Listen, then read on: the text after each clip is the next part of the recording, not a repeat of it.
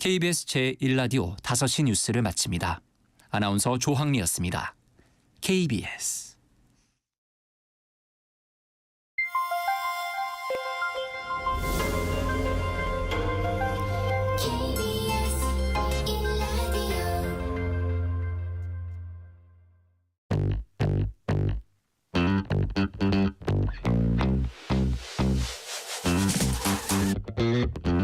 KBS 1라디오 뉴스레터 K.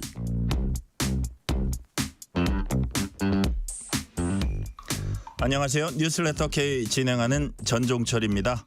국정감사 이틀째인 오늘 국회 상임위 곳곳에서 여야가 충돌하면서 정치권이 정책감사, 민생감사는 제쳐두고 정치 공세에만 몰두하고 있다는 비판이 나왔습니다.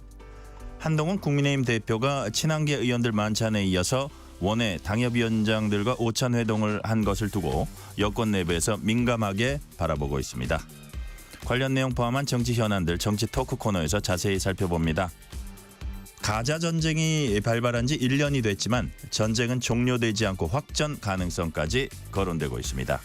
중동 전문가인 박현도 서강대 유로메나 연구소 교수와 함께 중동 상황 자세히 들여다보겠습니다.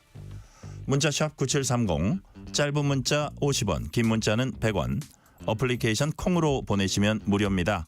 유튜브 KBS 1라디오 계정 채팅으로도 얘기 나누실 수 있습니다. 문자 보내주시면 추첨을 통해서 커피 쿠폰 보내드릴 테니까요. 여러분의 이야기도 많이 들려주세요. 뉴스레터 K 지금부터 시작합니다.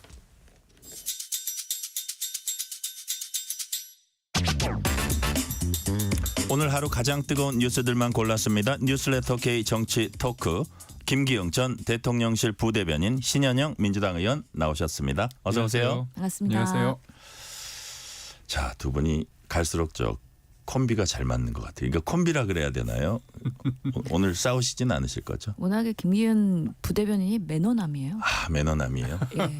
오늘 좀 거칠게 한번 아니 나가보시죠. 그게 아니라 제가 이렇게 공격을 하려고 해도 눈빛을 보면 그냥 거기서 눈 녹듯이 그냥 사그라드시는구나. 선한 눈빛으로 느껴지죠. 알았어요. 이제 그 정도 하세요.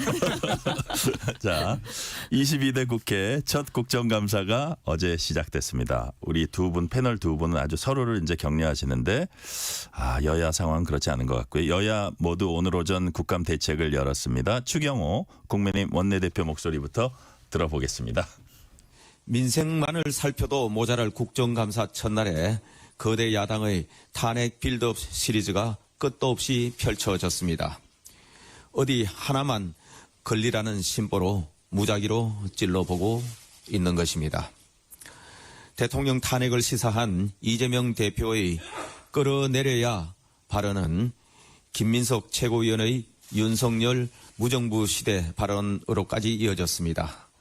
계엄령 가짜뉴스를 유포하며 국민 불안을 증폭시키려다 실패한 김민석 최고위원이 이제는 이재명 집권플랜본부, 김건희 여사 심판본부를 총괄하겠다고 나섰습니다. 신현영 의원님, 탄핵 빌드업 시리즈 끝없이 펼친다는 추경호 원내대표 발언 동의하십니까? 국민들이 사실은 만약에 이게 문제 있는 발언이다 그러면은 역풍이 들 텐데 오히려 이 탄핵이라는 말이 요즘에 오히려 더 자주 회자가 되고 국민의힘 내에서도 많이 회자가 되고 있는 것 같아요. 그만큼 자연스럽게 받아들이고 있다. 지금 정국이 그만큼 심상치 않다라는 얘기를 하고 있는 거고 계엄령도 마찬가지입니다. 평상시 같으면 역풍 불어야 되거든요. 전혀 그런 반작용이 없어요. 이유가 뭐예요? 지금의 국정감사 시간에 정말 이 국정을 검토할 때는 윤석열, 김건희 이슈 이 부분을 야당이 짚지 않을 수가 없다. 그리고 사실 지금 김건희 여사 이슈가 계속해서 여러 사안을 통해서 계속 회자되고 있는데 국민의힘 자체에서 이걸 끊어내려는 노력을 했으면 사실 이렇게 커지지 않을 수도 있었다고 보는데 계속 방어하고 특검법 부결하고 이러면서 문제가 없는 것처럼 계속해서 행동을 했기 때문에 제1당으로서는 국정에 개입하고 있는 김건희 여사의 여러 이슈들에 대해서 짚지 않을 수가 없다. 그렇기 때문에 이번 국정감사 한 달 동안에 아마 김건희 여사의 이슈가 상당히 많이 드러나지 않을까 그렇게 되면은 추후에는 이제 특검을 하던 어떤 방식으로든 기소가 되던 분명히 그 부분에 대한 또 책임을 져야 될 것이다라는 생각이 듭니다. 자, 지금 우리 신현영 의원님께서 여러 그 상임위에 걸쳐가지고 김건희 여사 뭐 의혹 문제 이런 것들이 이제 다룬데 그러지 않을 수가 없는 상황이다 야당으로서 그렇게 얘기했는데 그런 부분에 대해서는 우리 김경프 대변인은 어떻게 생각하세요? 그건 거대 야당으로서 192석의 야당이 문제 제기하는 수준이 카더라 수준이다. 그러니까 소위 말해서 이제 그만큼의 스피커의 무게감 있는 질문보다는 이제까지 언론에서 얘기했는데 소위 말해서 일부 언론에서만 반복되는 그런 내용 중의 것을 계속 반복하고 있다. 저는 그렇게 보고 있고요. 무엇보다도 여기에서 추경호 원내대표가 탄핵 빌드업 시리즈다. 근데 거기 수식어가 있습니다. 방탄을 위한 그 수식어가 저는 생략돼 있다고 보고 있고요. 저는 사실 이제 이재명 대표 민주당을 보면서 좀 안타까운 게 뭐냐면 이재명 대표가 소위 말해서 당을 접수하지 않았습니까? 그리고 수권 정당으로서 민주당을 이제 바꾸기 위해서는 중도로 갈 수 있는 시기예요, 지금. 그럼에도 불구하고 말씀하신 것처럼 이제 탄핵이다, 계엄이다.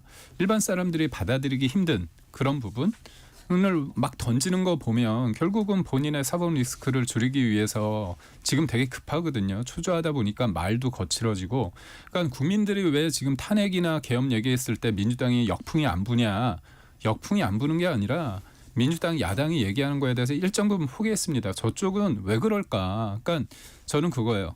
총선에서 국민의힘이 회초리를 맞은 건 맞습니다. 그거 저는 인정해요. 하지만 그렇다고 해서 민주당이 잘하는데 칭찬받은 건 아니거든요. 근데 자꾸 본인들은 칭찬받았다고 착각하는 것 같아서 저는 저희가 열심히 하는 것도 필요하지만 야당의 지금의 스탠스와 그렇게 하는 부분도 정도는 아니라는 부분을 저는 짚고 싶습니다. 근데 제가 이 네, 우리 부분에 신현영 대해서는 의원님 말씀하세요. 반론을 해야 될 것 같은데 정부 여당이 계속 이렇게 생각하고 이게 이재명 방탄이라고 얘기하니까 정말 국정이 더 안 돌아가고 김건희 여사의 문제들이 해결이 안 되고 있는 거라고 봐요. 이게 왜 어떻게 카더라에 대한 언론이 지적하는 이슈만 있어요. 예를 들어서 이번 행안위에서 나온 용산 이전 리모델링 할 때 21g 이거 수의 계약에 분명히 문제 있다고 감사원에서 지적한 거 아니에요. 그거에 대해서 적절하게 행안부가 이행을 안 했기 때문에 지적한 부분이고 또 도이치모터스 주가 조작 이거 김건희 여사와 개입한 정황들이 있었는데 검찰이 그동안 제대로 수사 안 하다가 이번에 언론에서 보도가 된 것이잖아요. 그런 부분에 있어서 뭐 2차 주포가 김 여사 빠지고 우리만 달리는 이런 것들에 대한 근거가 다 있었는데 검찰이 그런 거 덮어놨다는 이런 부분에서 당연히 지적할 수밖에 없죠. 그리고 명태균 씨의 공천 그리고 비선 개입까지 지금 더 커질 것 같은데 여러 가지 뭐 3억 6천의 여론조사에 대한 대가로 공천에 대한 부분 그리고 정치 자금 수수법에 대한 그런 불법적인 부분 이런 부분들 당연히 드러나야 되거든요. 그게 어떻게 카더라고 이게 이재명 방탄을 위한 겁니까? 네. 그런 방식으로 하기 때문에 지금 정부 여당이 이 이슈를 제대로 선점하지 못하고 끌려가고 있는 거다. 그리고 자, 국민들이 그 부분에 대해서 비판을 하는 거다. 지금 신현영 의원 말씀은 있는 그대로 그 만약에 잘못된 점이 파악이 된다면 그거를 좀 해소하고 나가야 그럼요. 되는데 그게 아니고 다 이거를 뭐 이재명 방탄이다 이런 식으로만 얘기하니까 더 해결이 안 되는 거라는 지적이거든요. 저는 명품 가방 수수 부분 관련해서는 김건희 여사가 저는 사과해야 된다고 줄기차게 저는 얘기를 하고 있고 도이치모터스 그 관련해서 이른바 이제 전주라고 한 손모 씨가 이번에 유죄를 받지 않았습니까? 그렇다면 그분하고 김건희 여사 케이스가 과연 같느냐 했을 때 손모 씨 같은 경우는 실제로 주가 조작한 사람과 연락한 그런 어떤 증거가 있습니다. 그 문자나 그런 것들이 있는데 김건희 여사는 어떤 특정 시기가 아니라 도이치모터스를 처음부터 가지고 있었고요. 그 소위 말해서 조작하는 사람들과 연락을 주고받은 그 근거가 없습니다. 그리고 제가 말씀드리고 싶은 건 이 부분에 있어서 김건희 여사와 대통령이 결혼하기 전에 있었던 상황입니다. 그렇기 때문에 이거를 권력형 비리나 그런 거로 볼 수 없고요. 저는 검찰에서 이거를 수사를 해서 지금 수사 중인데 기소를 하든 불기소를 하든 지금 진행 중에 있지 않습니까? 그렇기 때문에 저는 그거에 대해서 판단을 보면 되고요. 저는 법 앞에 예외는 없다고 봅니다. 김건희 여사든 대통령도 예외가 없고 그런데 검찰에서 수사하고 있는 부분에 대해서 이거에 대해서 특검으로 백화점식으로 나열해가지고 다 때려 넣는 형식에 대해서는 정치 공세의 어떤 그런 의도가 다분하다고 보고 또 하나 그 명태균 씨 관련해 가지고 처음에 나왔던 게 뭡니까? 김건희 여사가 누구랑 이렇게 메시지를 보냈는데 그 네. 내용이 공천을 사주했다, 공천을 해달라고 해서 해줬다는 거 아닙니까? 근데 지금 나온 건 뭡니까? 공천을 명태균 씨가 6차례에 대해서 텔레를 했는데 마지막 7번째 단문이 왔어요. 근데 내용은 뭐냐면 공천, 경선이 기본이다. 그리고 그거 하기 위해서는 다른 사람들, 다른 후보를 설득해야 된다는 얘기입니다. 그건 공천이라는 그 처음 보도 자체가 과한 보도였다는 걸 지금 밝혀진 거거든요. 그런 관점에서 볼 때 저는 언론이나 일부에서 의혹 제기하는 부분이 시간이 지나면서 그게 더 강화되는 게 아니라 어떤 게 보면은 의혹 수준에서 멈추는 것들이 있지 않습니까? 근데 그럼에도 불구하고 모든 것들을 기승전 김건희로 하는 것들은 과하다 그렇게 보는 겁니다. 자, 명태균 얘기 나온 김에 예. 자, 지금 명태균 얘기 해명을 진짜 김기영 부대변인 해주셨는데 자, 박찬대 원내대표 뭐래 그랬냐면 명태균 씨를 두고 김건희는 정권 실세, 명태균은 비선 실세다. 탄핵에 폭탄이 터졌다 이렇게 주장을 했거든요. 동의하세요? 신영영 의원님? 저는 이게 정말 그 아킬레스건 분명히 될 수 있다라고 봅니다. 비선으로 인해서 최순실이 그렇게 됐던 것처럼 이번에도 쉽지 않은 길을 가고 있다라고 보이는데 명태균 씨가 이렇게 말했잖아요. 내가 만든 정권 내가 무너뜨릴 수 있는 거 아니냐. 물론 본인의 말입니다. 그리고 내가 검찰 조사 받기 시작하면은 이 정권 하야하거나 탄핵당한다. 라는 얘기도 했어요. 명태균 말을 굳게 믿으세요? 아니요. 그리고 그 추가로 예. 내가 하는 말이 허풍이면 대통령실이 나를 고발하면 된다. 근데 지금 대통령실의 태도가 지금 아주 미지근한 상황이거든요. 그래서 이런 부분에 있어서 명태균 씨가 대한민국의 정치권과 언론을 주물락하고 있는 거예요. 이런 국정감사를 하고 있는데 지금 정부 여당 뭐 하고 있는 거냐. 명확하게 대응하시고 긴 거 아니는 아닌 건 명확하게 선을 그어야 되는데 그러지 못하고 있는 지금 상황이거든요. 분명히 보수의 그 지난 전당대회든 아니면은 뭐 총선이든 대선이든 명태균 같은 사람들이 뭔가 뒤에서 그렇게 주물렀던 것 같아요. 그런 부분에 있어서 자유롭지 못한 많은 정치인들이 있는 거고 이번 국정감사 때 그래서 뭐 강혜정 씨라고 하는 보좌관이 이제 발언을 하게 되거나 아니면은 김건희 여사의 육성 녹음이 나올 수도 있는 상황인데 이런 부분에 있어서 정부 여당 제대로 대응 못하고 있다. 정말 뭐가 있는 거 아니냐. 캥기는 거 아니냐. 이런 것들이 국민들한테는 상당히 불안하게 작용을 하고 있는 거다라고 생각해요. 자, 김기웅 부대변인님, 대통령실 관계자는 명태균 씨가 뭐 윤 대통령 서울 서초동 자택 수시로 방문했다는 이제 명시 주장을 했거든요. 상당 부분 과장돼 있고 사실과 다르다 이렇게 했고 안철수, 뭐 오세훈 이런 분들도 많이 언급을 했는데, 뭐 유승민, 이준석 다 이준석. 했더라고요. 근데 대꾸할 가치조차 없는 터무니없는 얘기라는 이제 반응을 받는데, 네. 자 그러면 일단 안철수, 오세훈은 제쳐두고 대통령실 입장에서의 입장이 지금 뭡니까? 그러니까 그분이 지금 많이 소위 말해서 예. 허장성세하고 있다는 거 아닙니까? 그러니까 이거예요. 저도 이제 대선 제가 누구보다도 대통령 옆에서 수행을 했기 때문에 이 상황을 저도 이 어떤 분류의 사람인지는 압니다. 근데 이분에 대해서 정치 컨설턴트다 아니면 거강꾼이다 브로커다 여러 가지 평가가 있는데 전 모르겠어요. 근데 하나 있습니다. 제가 단호하게 말씀드릴 수 있는 게 이분이 뭐 안철수 후보 관련해서 단일화해서 큰 역할을 했다고 하잖아요. 그 당시에 안철수 후보와 윤석열 후보가 단일화해야 된다는 얘기 한쪽에서는 주장한 사람이 있고 할 필요가 없다는 사람이 있습니다. 수많은 사람들이 그 말에 더하는 거예요. 그렇다면 그 역할을 누가 했느냐. 실제로 장제원 의원이 했습니다. 장제원 의원이. 왜냐? 그때가 KBS인가요? 마지막 토론회 때 갑자기 장제원 의원한테 전화가 와서 토론 끝나고 저희가 사무실에서 쉬고 있을 때 그때 논현동으로 전화 받고 갑니다.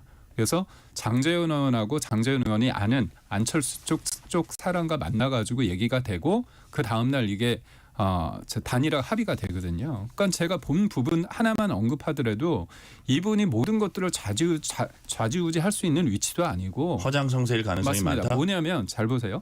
선거 때 뛰면 두 가지 부류가 있습니다. 모든 선거는 내가 다 했다는 사람이 있고요. 어떤 사람은 되게 묵묵하게 하는 사람이 있습니다. 그러니까 저는 이분이 주장하는 것 처음에 이분이 뭐 여러 가지 여론조사하고 했을 때 그런 부분에 대해서 처음에 이준석 의원 당대표 됐을 때 그게 일정 부분 많은 사람들이 여기에서 여론조사가 이기니까 그다음부터 이런 분위기가 만들어졌구나 해서 주목이 된 거 아닙니까? 그다음에 윤석열 후보도 뭔가 이 사람의 여론조사가 됐는데 이 여론조사 자체가 문제가 있다는 건 아니죠. 조금 네. 줄여주세요. 그러니까 예. 결국 저는 뭐냐면 선거 때 도와줬다는 것과 실제로 그 이후에 뭐 국정에 뭔가 영향을 줬던과는 간극이 크다 그렇게 봅니다. 자, 뭐 당연히 네. 선거를 그럼 하면은 짧게. 예, 내가 예. 다 뭐 도왔다 그러면서 그렇게 허풍 떠는 사람들 분명히 많습니다. 그래서 그 사람이 다 했다는 걸 인정하자는 게 아니라 명태균 씨 자체가 이 정치자금법 위반이랑 그다음에 선거 회계에 있어서의 은닉이랑 그다음에 공천 개입하면서 김영선 의원을 공천 받게 하는 데 있어서 상당한 역할을 한 거예요. 김건희 여사가 그 상황에서 뭐 오빠한테 전화 왔죠? 잘 될 거야. 이런 얘기들이 근거가 있게 앞으로 공개가 될 거라고 예상이 되고 있어요. 그런 부분에 있어서의 위법한 사항을 우리가 문제 삼는 거지 그 사람이 이렇게 막 좌지우지하면서 언론사를 주무르고 여기에 한마디 하고 저기 한마디 하고 이런 모습을 왜 지금 방치하고 있느냐. 저는 이건 정치판에서 우리나라의 정치 수준을 떨어뜨리는 문제점 있는 지금 무대응에 문제점이 있는 상황이라고 봅니다. 네. 자, 국민의힘은 장관 관용차를 당근 매물로 올린 것. 저 민주당 의원이요. 그다음에 그 조국혁신당 의원이 외교부 기밀 문서 유출했다. 뭐 이렇게 얘기를 하면서 법적 조치를 이제 검토하기로 했습니다. 김기웅 부대변님, 네. 구체적으로 뭐가 잘못됐다는 거예요? 우선적으로 허위 매물을 장관의 어떤 그 인적 사항하고 그 자동차를 찍어서 올린 거 아닙니까? 그 동의를 받은 게 아니지 않습니까? 물론 당근 마켓 속에서 당근 마켓 그 플랫폼에서 허위 매물이 많다는 거를 좀 보여주기 위해서 일부러 의도를 했지만 그 과정에서 적합하지 못한 거잖아요. 상대의 어떤 배려도 없는 거고 결국은 법을 만드는 입법부 국회에서 법을 어긴 겁니다.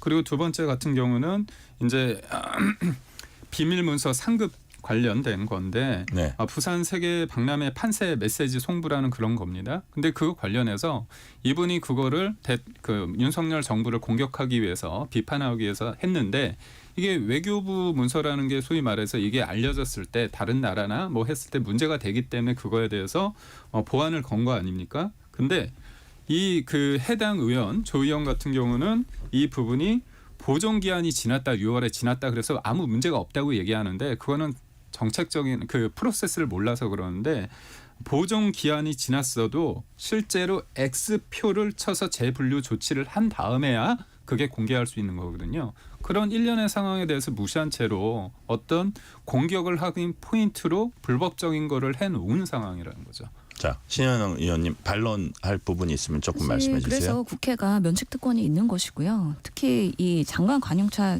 그 사실 정정 확인해야 되는데 사진은 장관의 사진을 찍어가지고 자동차 사진 포스팅한 건 아니고 거기 있는 그냥 일반 사진을 포스팅했고 다만 그 차량 번호랑 이런 정보가 장관의 것이었다는 거거든요. 그러니까 이 윤종근 의원이 당근마켓에 이렇게 쉽게 매물로 올리는 거에 대한 허위 매물 정보. 예, 네. 그런 부분을 지적하려고 장관님한테 좀 뜨끔하기 위해서 대표적인 사례를 한 것이고 또 이 외교부의 기밀 문서가 유출된 거 저도 좀 신기하긴 한데 그만큼 이 정권이 레임덕이 시작된 거 아닌가라는 생각이 듭니다. 그리고 사실은 국민들이 봤을 때는 부산 엑스포 정말 우리가 어이없게 완패한 결과 아니었습니까? 근데 우리가 결선 가면 이긴다라는 외교부의 그런 문서로 분석을 하고 정권에 보고를 했다고 하는 것 자체가 우리나라의 외교력이 이 정도밖에 안 되나 하는 실망을 주게 되는 상당한 그런 근거가 되는 거기 때문에 이번에 뭐 법적인 부분에 대해서는 검토하고 원칙을 정하는 거는 중요하다고 보긴 하지만 그런 메시지가 있는 국감의 내용도 한 번쯤은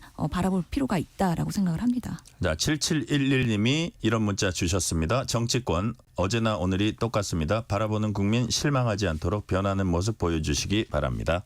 자, 이번엔 민주당 국감대책회의에서 나온 박찬대 민주당 원내대표 목소리 들어보시겠습니다.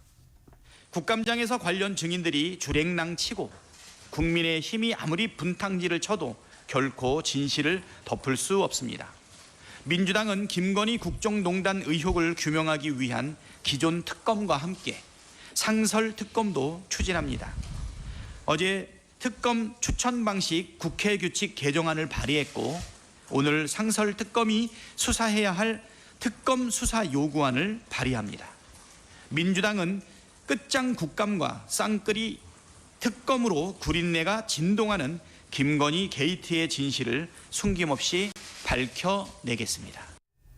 자, 김건희 여사 특검법 재발의는 이제 예상한 거였는데 상설 특검 추진한다. 이게 이제 그 주목되는 부분인데 상설특검이라는 게 이제 대통령의 거부권 행사에 해당되지 않는 거잖아요. 네, 네. 그 대신 다른 특검보다는 조금 이제 기한이 짧고 네. 그래서 어떤 좀 포괄적으로 내용을 담지 못하고 좀 이렇게 분절분절이 담기도 하고 하는데 그래서 아마 그럼에도 불구하고 이제 상설특검으로 간다 하는 과정에 민주당이 상설특검 후보자 추천위원회에 여당이 참여할 수 없도록 하는 당연직 3명이 있잖아요. 왜 뭐 네. 법원행정처장 뭐 대한변협회장 이런 네. 3명 플러스 여야가 2명 하게 돼 있는데 참여 못하게 한다는 건 4대 3으로 민주당이 유리하게 한다는 건가요? 무슨 뜻이죠? 그러니까 김기훈 결국은 부대변인. 국회 몫이 여야 2명씩이었거든요. 근데 여당을 배제한 상태에서 4명을 하겠다는 거죠. 그럼 7명으로 추천하는 거 아닙니까? 그렇다면 본인들이 4명이니까 과반수 되니까 본인의 입맛대로 한다는 거죠. 그러니까 제가 특검에 관련했을 때 가장 큰 문제점이 뭐냐면 본인들이 고발해 놓고 그걸 수사하는 특검, 그 수사하는 검사를 본인들의 입맛으로 하겠다는 쇼핑하겠다는 거 아닙니까? 그것 때문에 특검 수사 결과가 나오더라도 그거는 받아들이기 힘든 거잖아요. 뭔가 한쪽으로 치우쳐 있던. 그래서 제가 이거 대통령 거부권만 계속 늘리려고 하는 정치적 의도가 다분하니까 차라리 상설특검법을 활용해라. 왜냐 네. 상설특검은 문재인 정부 때 만들어졌거든요. 그렇다면 왜 본인들이 공수처하고 상설특검법을 만들어 놓고 이용하지 않느냐. 왜냐하면 본인들이 싫은 거야. 본인들이 여권일 땐 좋은데 야당 되니까 이게 싫은 거거든요. 그러니까 입장 바뀌니까 그거를 사용하지 않은 거예요. 근데 이번에 신박한 아이디어를 낸 거죠. 국회 규칙을 그거 그렇죠. 하면 7 중에 4을 우리 뜻대로 할 수 있다. 근데 그게 국회 규칙을 어떻게 하냐. 예. 운영위에서 하는데 이번에 운영위 위원장이 야당 아닙니까? 여소야대. 그러니까 결국 운영위하고 법사위하고 과방위를 왜 그렇게 야당이 집착을 했느냐. 다 계획이 있었다는 거죠. 저는 이렇게 머리가 좋을 줄 몰랐고요. 저는 해병대 특검 관련해서도 제3자 특검법 받아들인다고 했는데 결국은 변협 4명 했는데 민주당이 거부하는 면 계속 무한히 바꿀 수 있는 거잖아요. 그거는 무늬만 제3자 특검법 아닙니까? 그래서 진짜 진실을 규명하기 위해서 사실관계를 한다고 한다면 원래 법안대로 하면 돼요. 근데 왜 안 하시는지 모르겠습니다. 지금 김기훈 부대변인이 야당 칭찬을 하기 시작했어요. 야당이 이렇게 머리 좋은지 모르다고. 아니, 근데 근데, 예. 어쨌든 여당에서는 이거는 방탄을 위한 또 꼼수다 이런 식으로 규정을 했거든요. 그런 부분은 어떻게 보세요? 근데 지금 김기흥 부대변인님이 최근에 한동훈 대표랑 밥 먹고 오신 거 아니에요? 멀리서 먹었습니다. 그래서 그 한동훈 대표의 오찬? 기운을 예. 들 받은 것 같은데 네. 이제 김건희 여사 이슈에 대해서도 국민의힘에서도 이거는 어떻게든 끊고 가야 된다라는 내부의 분위기가 있고 움직임이 있지 않습니까? 그래서 이거를 무조건 민주당이 특검법을 단독으로 독단적으로 이러면서 계속 방패막이만 하면 안 된다고 생각을 하고요. 기본적으로 이 부분에 있어서 지금 민주당이 발의한 거 2가지는 조금 더 이해를 명확하게 설명을 네. 드려야 될 것 같은데 기본적으로 지금 그 여당이 참여하지 않는 특검 후보자 추천위원회 대상은 지금 대통령과 그 가족이 연루된 위법 사건에 대해서입니다. 모든 김건희 여사의 그런 이슈에 대한 것이 아니고 대통령과 이해상충에 있는 그 가족, 여사 그런 문제에 있어서 국민의힘이 특검 추천해가지고 그 사람이 특검한다 그러면 그 결과를 믿을 수 있겠습니까? 그렇기 때문에 이거는 국민들도 공감을 할 수 있을 거라고 생각이 드는 거고요. 그리고 지금 그 상설특검법에 대한 것도 지금 이종호 블랙펄 인베스트 대표 이분이 2심까지 지금 유죄를 받았거든요. 도이치모터스랑 해가지고. 그래서 이거와 관련된 2가지 건, 김건희 여사 관련된 2가지 건, 그러니까 인천 세관에서 마약 수사 외압했던 거, 그리고 지금 그 삼부토건 주가, 우크라이나의 그 건설 관련한 삼부토건의 주가 조작, 요 2개만 가지고서는 우선 상설특검 하면서 나머지 김건희 여사 이슈 명품 빼기든 기타 다른 여러 가지 선거 개입이든 이런 것들은 특검법으로 병행을 하겠다는 겁니다. 그래서 지금 상설특검으로 갈 것 그리고 특검법으로 갈 것 이런 거를 좀 나눠놨다는 거고 그런 면에서 현명하다라고 보시면 칭찬을 받아야 되긴 하겠지만 자, 네. 계속해서 이렇게 거부권이 도돌이표되면서 특검법이 진행도 안 되고 김건희 여사 문제로 인해서 대한민국 국정이 마비되고 있는 상황을 어떻게든 좀 추진은 하긴 해야 된다라는 민주당의 또 생각이 들어 있는 거라고 보입니다. 신현영 의원께 하나만 더 여쭤볼게요. 지금 이제 이 상설특검법은 국회 과반으로 통과되고 거부권 행사에 해당되지 않습니다. 그럼 거의 통과된다고 봐야 되잖아요. 그죠? 그쵸. 통과될 가능성이 매우 높고 통과된다고 봐야 되는데 이게 한 가지 남아 있어요.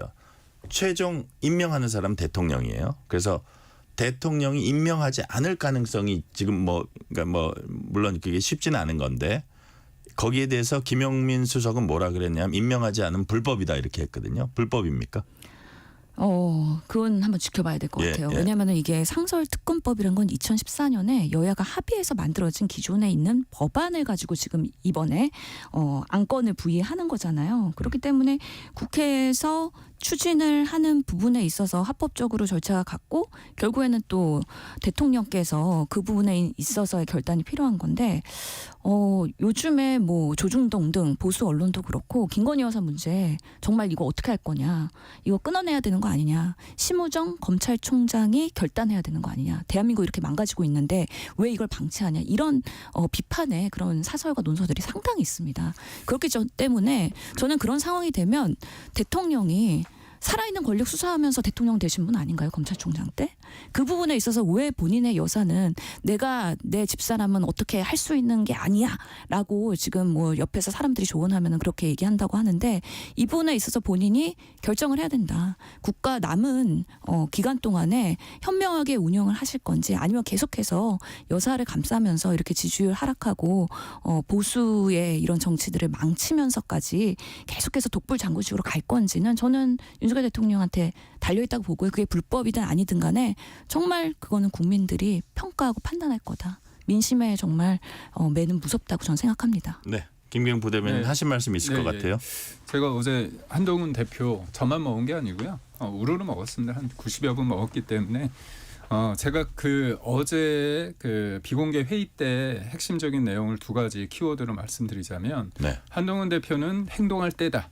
그 부분에 대해서 얘기를 했습니다. 결국은 이제 김건희 여사에 관련해서 자기가 대통령실에 어떤 메시지를 확실하게 전달하겠다. 그런 의제 표현을 했고요. 네. 두 번째 주던 내용이 민주당의 특검법은 절대 안 된다. 이겁니다. 그러니까 민주당이 약간 착각하신 게 있는 것 같아요. 그러니까 본인들의 특검은 굉장히 반헌법적이고 여러 가지 균형 있는 게 아니지 않습니까? 근데 그 부분에 대해서 이탈표가 4표가 나왔어요. 찬성 2표하고 무효표하고 기권표. 그거는 어떤 의미냐면 다음에 특검을 했을 때 내가 찬성해서 통과시켜 준다는 게 아닙니다. 그거는 정치적 의도는 108명이 다 알고 있어요. 근데 왜 그런 표가 나왔냐?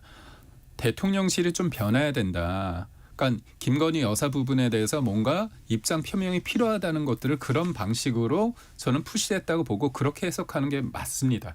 그러니까 민주당이 특검이 맞기 때문에 그거에 대해서 우리가 통과시키겠다고 그런 과정 속에 보여준 게 아니라는 거죠. 그렇기 때문에 만약에 진짜 진실 규명을 위하고 뭔가 하나라도 제대로 분명하게 하고자 한다면 더 강한 특검이 아니라 받아들일 수 있는 중도 쪽인 사람들이 봤을 때 이 정도 특검이면 받아들일 수 있겠구나. 그래야지 우리 쪽 사람들도 뭔가 압력이 되지 않겠습니다. 그게 아니잖아요. 저도 어차피 반론을 못 좀 해야 받을 될 것 것들을 같은데. 던지면서 자꾸 이걸 한다는 건 무책임하다. 두 가지 얘기하셨다 그랬잖아요. 네. 민주당의 신현희 특검은 의원님. 받아들일 수 없다라고 했는데 그러면은 과연 한동훈 표 특검법은 무엇이냐, 국민의힘의 특검법은 무엇이냐, 최상병도 특검법 안 냈고요, 김건희 여사에 대한 특검법도 안 냈고요. 지금 국민의힘 의원들이나 아니면 당대표는 착각하고 있는 것 같아요. 본인들도 국회의원이거든요. 법안 발의할 수 있거든요.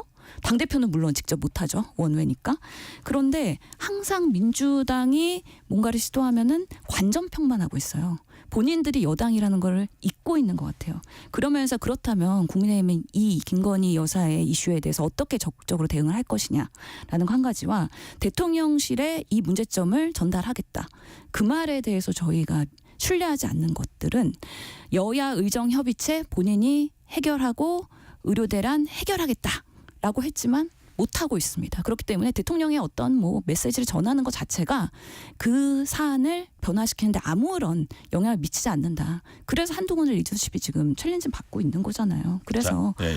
좀 더 적극적이면서 신뢰적인 그리고 성과를 낼 수 있는 방법으로 정치를 하시라라는 조언을 하고 싶습니다. 이 주제는 계속 제가 이어갈 거예요. 8554님이 여당이나 야당이나 상대방 잘못만 지적하는 것 같습니다. 해결책은 없고 해명만 하는 정치 국민들은 답답합니다. 잠시 실시간 교통정보 알아보겠습니다. 교통정보센터 김민희 리포터 나와주세요.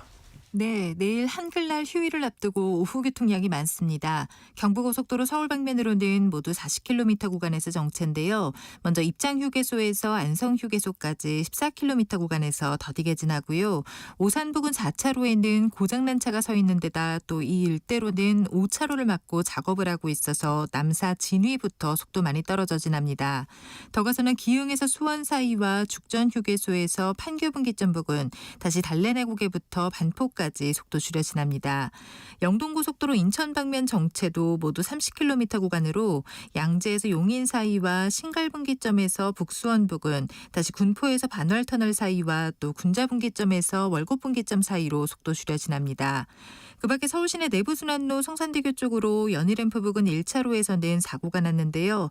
뒤로 홍은램프부터 정체 심해져 있습니다. KBS 교통정보센터였습니다.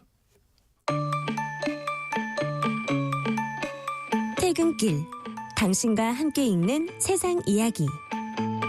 KBS 1라디오 뉴스레터 K.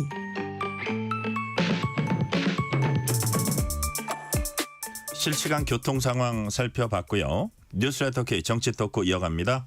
김기영 전 대통령실 부대변인, 신현영 전 민주당 의원과 얘기 나누고 있습니다. 지금 어제 오찬 얘기 이제 말씀하셨잖아요. 근데 그 오찬에서 뭐 이런 얘기, 한동훈 대표가 선택의 시간이 다가오고 있다. 선택을 해야 한다면 민심을 따를 것이다. 그 전에는 나를 믿고 따르라. 이렇게 의원들 만찬에서는 또 그런 얘기도 했고요. 자, 그럼 뭘 선택한다는 거죠? 예를 들어서 김건희 여사 건이 이제 가장 뜨거운 감자인데 네. 아까 이제 우리 신현영 의원께서는 왜 발의한다 그래 놓고 발의 안 하냐 이런 말씀도 하셨고, 그런데 어떤 조치는 아직은 뭔지 모르지만 있을 거라고 보시는 거예요? 그 과정과 예. 수위에 대해서는, 내용에 대해서는 이제 더 고민을 하겠죠. 근데 이제 대통령이 지금 순방 기간이기 때문에 왔을 때, 예. 그러니까 기다릴지 아니면 본인이 찾아갈지 그런 여러 가지를 보겠죠. 근데 예. 이제 그제하고 어제 1년에 이제 원내 한 20여 분 만나고 어제 당협위원장들 한 90명 만난 건 뭐냐면 네. 여러 가지 상황에 대한 민심에 대해서 좀 날것의 것을 좀 듣고자 하는 부분이 있었던 것 같고요. 그러니까 여러 가지 아까 말씀 주신 것처럼 한동훈 리더십이 지금 위기이기 때문에 이 부분에 대해서 내가 명확히 하겠다. 그런 어떤 의지의 표현도 좀 보여줬다고 봅니다.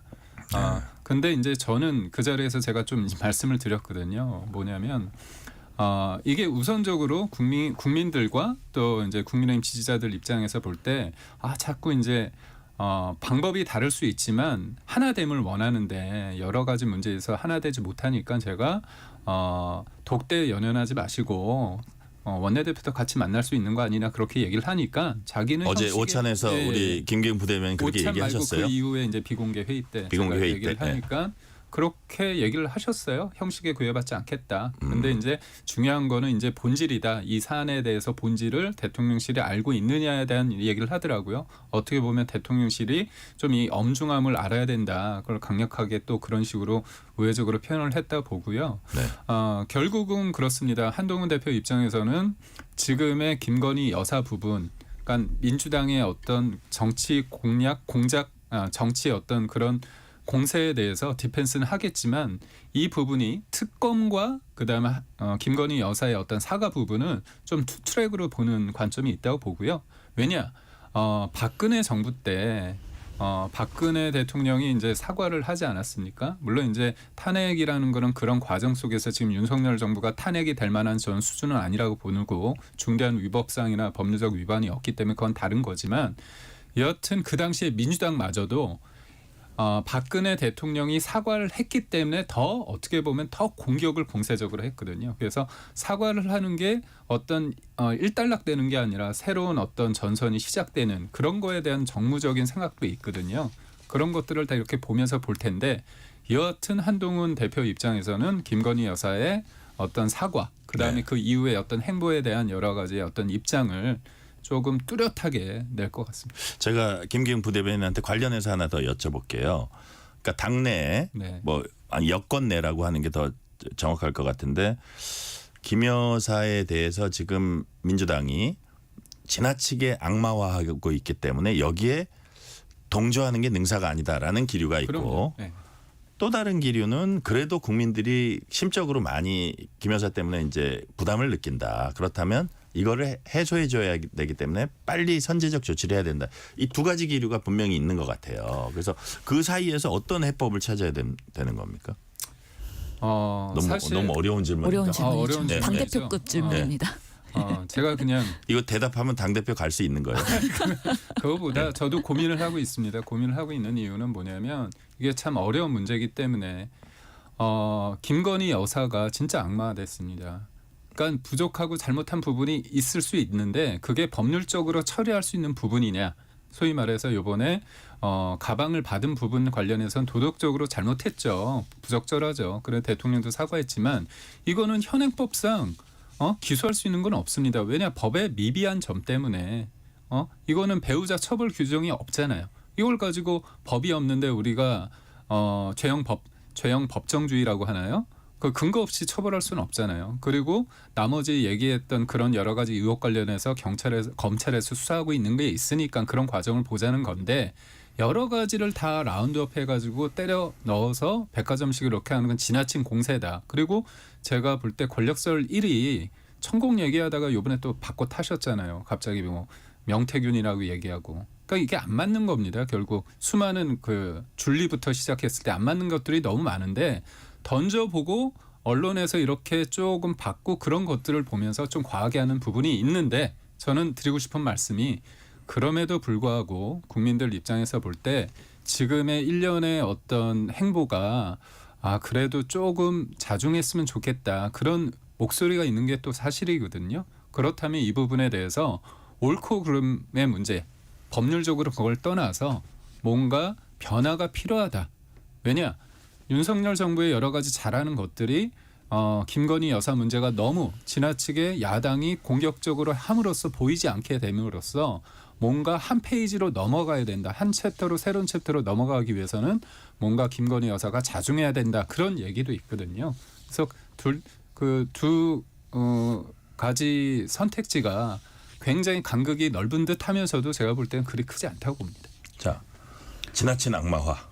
이 지적에 대해서는 어떻게 너무 야당 말씀하세요? 탓하지 마시고요. 사실 명태균 씨 이슈는 언론에서 처음 시작한 거고요.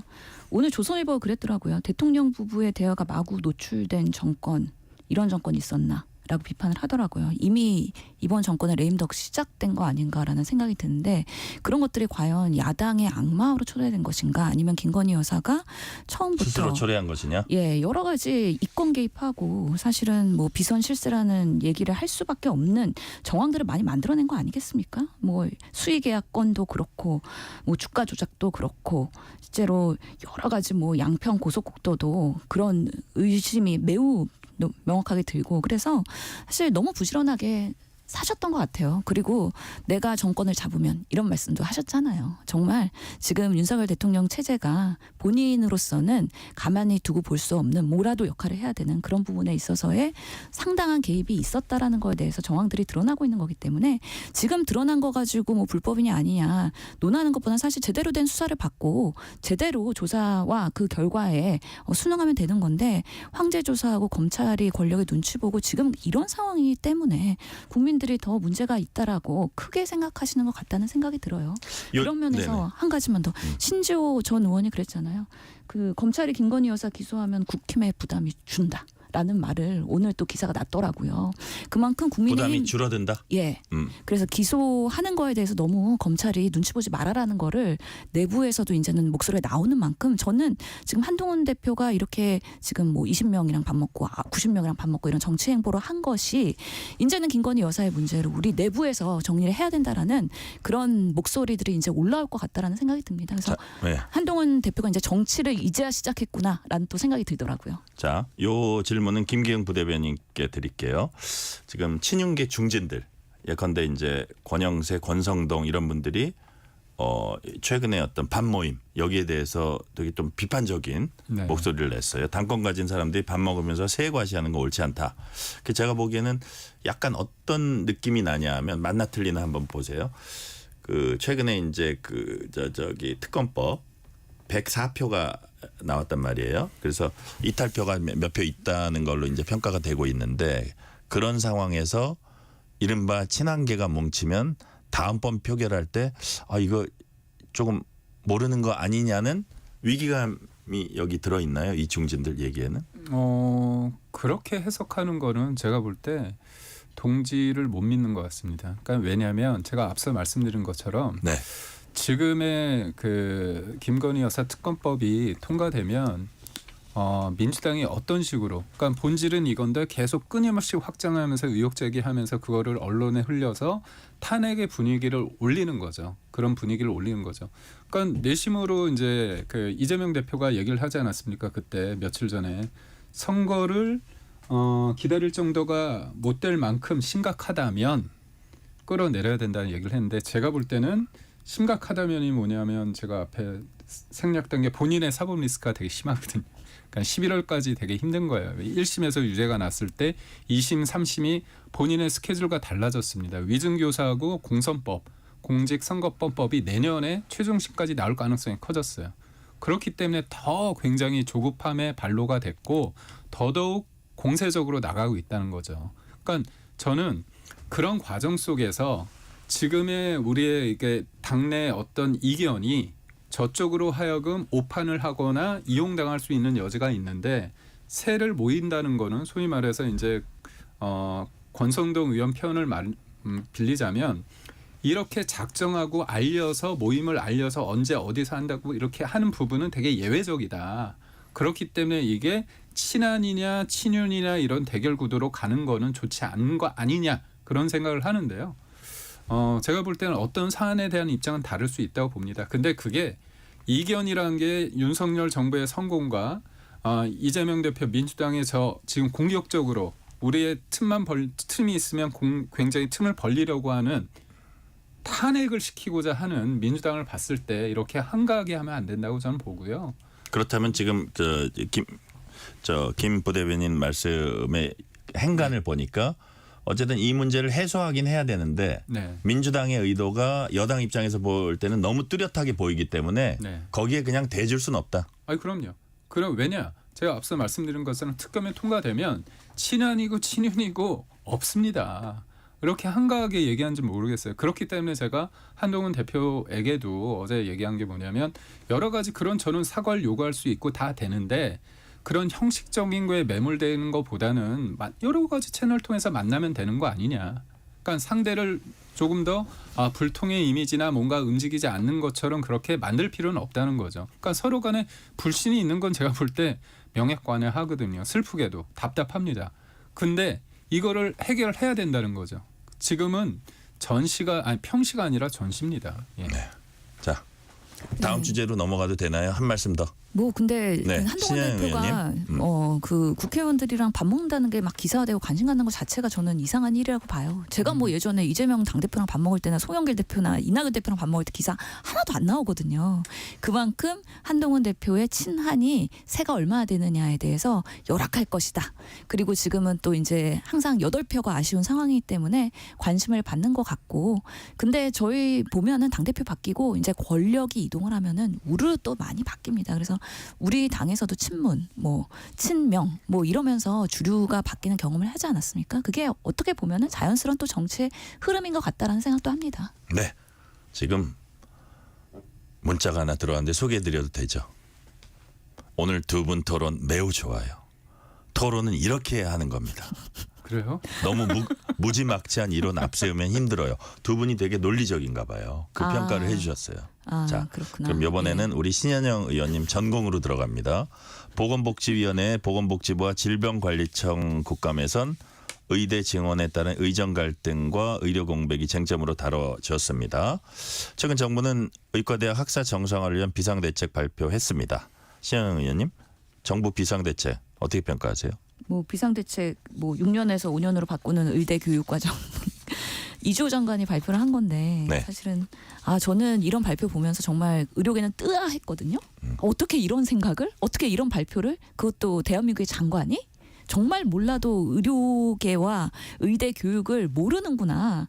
그래서 저는 빈대 잡느라 정말 초과상관 다 태우겠다라는 걱정이 매우 앞서고, 지금 국정감사 시작하면서 교육이랑 이제 복지에서 난리가 났죠. 이 부분에 대해서 어떻게 이런 판단을 하면서 발표를 한 거냐 했더니 복지부랑 교육부가 상의도 안 했다는 거예요. 그리고 교육부가 일방적으로 발표를 했고, 뭐 발표하게 된 과정에서 그러면 학장들이나 아니면 교수들이나 아니면 학생들이나 이런 부분에서의 그런 면밀한 검토가 있었느냐? 그런 거 없이 그냥 지금 어떻게든 수습을 해야 되고 내년이 정말 더블링 되는 7,500명을 교육하는 데 있어서 걱정이 되니까 그냥 밴드 붙이는 식으로 발표한 거 아니야? 라는 생각 때문에 정말 계속 사고는 눈덩이처럼 불어나겠구나. 정말 의료대란 해결될 기미가 안 보여서 너무 답답합니다. 비상대책도 매우 졸속이다. 그런 말씀이시죠?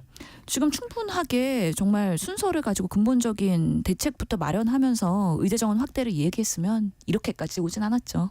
네. 지금 어떤 대책을 발표한다고 해서 그 진정성을 의료계 등 국민들이 정부의 그런 진정성과 신뢰를 주기는 어려울 것 같다라는 생각 듭니다. 이번 정부 비상대책 김기웅 부대변인 어떻게 보세요? 그러니까 이게 보면 여러 가지 문제를 푸는 데 있어서 옵션을 하나 더 준 거거든요. 그러니까 대학으로 하여금 이거 의무화하겠다는 게 아니라 대학이 할 수 있으면 하면 된다는 그런 차원의 어떤 제안을 한 거고요. 그러니까 실제로 보면 이제 6년이란 걸 5년으로 한다는 게 사실 좀 타이트할 겁니다. 근데 이제 예외적인 상황이 있고, 또 요번에 보면 그 3,000명 늘리다 3,000명 정원인데 1,500명 늘린 부분이 있지 않습니까? 그리고 요번에 또 어떻게 보면 그 휴학을 하게 되고 그러면 잼이 걸리는 그런 상황이 있기 때문에, 그렇다면 이제 6년이란 기간 속에서 했을 때 보면 예측 가능한 숫자가 예전보다 적어질 수도 있다는 그런 생각이 있기 때문에, 그렇다면 5년으로 줄이자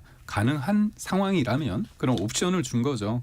그 예를 들면 이제 그런 게 제가 알기로는 미국에서 네. 미국에서도 파병 등 비상 상황의 경우 군의관을 조속히 배출하기 위해서 커리큘럼을 압축해 운영하는 경우가 있다고 그러더라고요. 그러니까 그런 케이스를 좀 봐서 한 것 같습니다. 그러니까 지금 네. 정부가 대한민국의 의사 양성 체계를 무너뜨리면서 부실 의사 그리고 부실 의료를 양산하고 있다. 건들지 않았으면 이렇게 의료계의 체계가 망치지 않았을 텐데 네. 오히려 건드려 놓고 큰 상황을 만들고 있는 거, 비상 상황 초래한 것 정부라고 생각을 하고요. 6년 의대 다니면서 매일매일 초치기 분치기 시험 보느라고 힘들었고 수많은 임상 과목 때문에 자, 힘들었는데 여기까지 말씀 듣겠습니다. 지금까지 김기웅 전 부대변인, 신현영 전 의원이었습니다. 말씀 감사합니다. 감사합니다. 고맙습니다. 2024년 재보궐선거 서울시 교육감 및 인천 강화군수 후보자 경력 방송. 이 프로그램은 공직선거법 제73조에 따라 KBS가 실시하는 선거 방송입니다. 서울특별시 교육감 후보자입니다. 정근식 후보 66세입니다. 직업은 서울대학교 명예교수입니다. 서울대학교 대학원을 졸업했고 문학 박사입니다. 현재 서울민주진보교육감 추진위원회 추대 후보이며 서울대학교 교수직을 역임했습니다.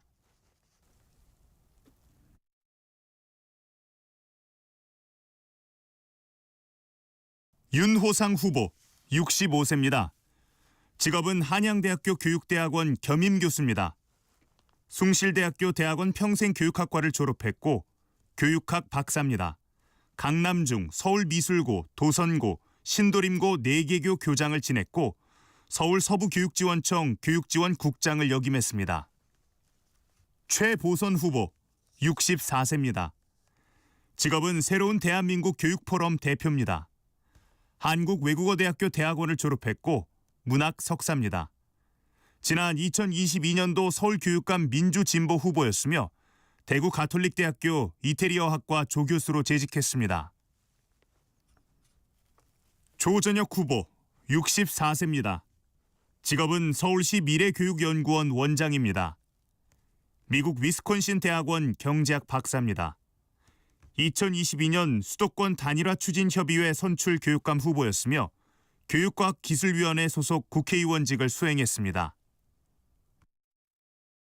인천광역시 강화군수 후보자입니다. 기호 1번 더불어민주당 한현희 후보입니다. 65세, 직업은 행정사입니다. 경기대학교 행정대학원 행정학 석사입니다. 전 평택시 부시장이었으며 강화 미래발전운동본부 대표입니다.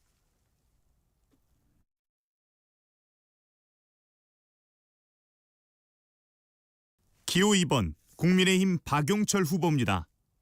59세, 직업은 정당인입니다. 경기대학교 경영학 학사입니다. 제678대 강화군 의원을 지냈고 인천시의회 예산결산특별위원장을 맡았습니다. 기호 5번 무소속 김병현 후보입니다. 52세, 직업은 예스 이벤티아 대표입니다. 경희사이버대학교 스포츠경영학과를 졸업했습니다. 전 강화군 축구연합회장이었으며 인천광역시장 지역협력특별보좌관을 수행했습니다. 기호 6번 무소속 안상수 후보입니다. 78세, 직업은 정치인입니다. 서울대학교 대학원을 졸업했고 경영학 석사입니다. 민선 3대, 4대 인천광역시장을 지냈고 3선 국회의원이었습니다.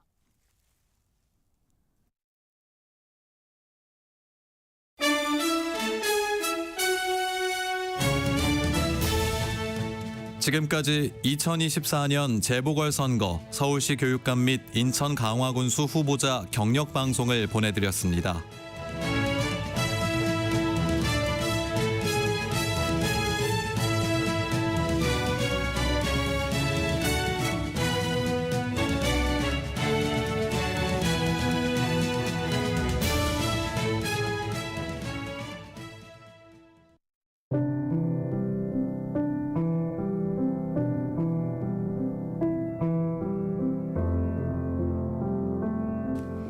KBS 라디오 연중기획 희망충전 대한민국 607번째 이야기. 안녕하세요. 아나운서 유지원입니다.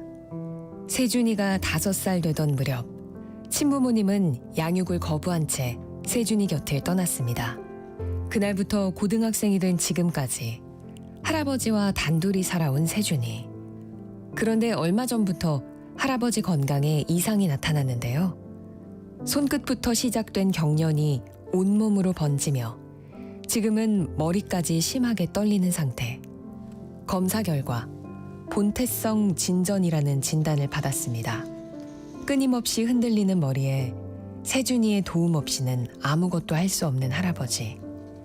며칠 전에는 2시간이 넘도록 코피가 멎지 않아 응급으로 동맥을 묶는 시술도 받았는데요. 하지만 언제 어떤 부위에서 출혈이 또 나타날지 몰라 불안하기만 한 두 사람. 세준이와 할아버지가 건강한 삶을 이어갈 수 있도록 여러분이 두 손을 꼭 잡아주세요.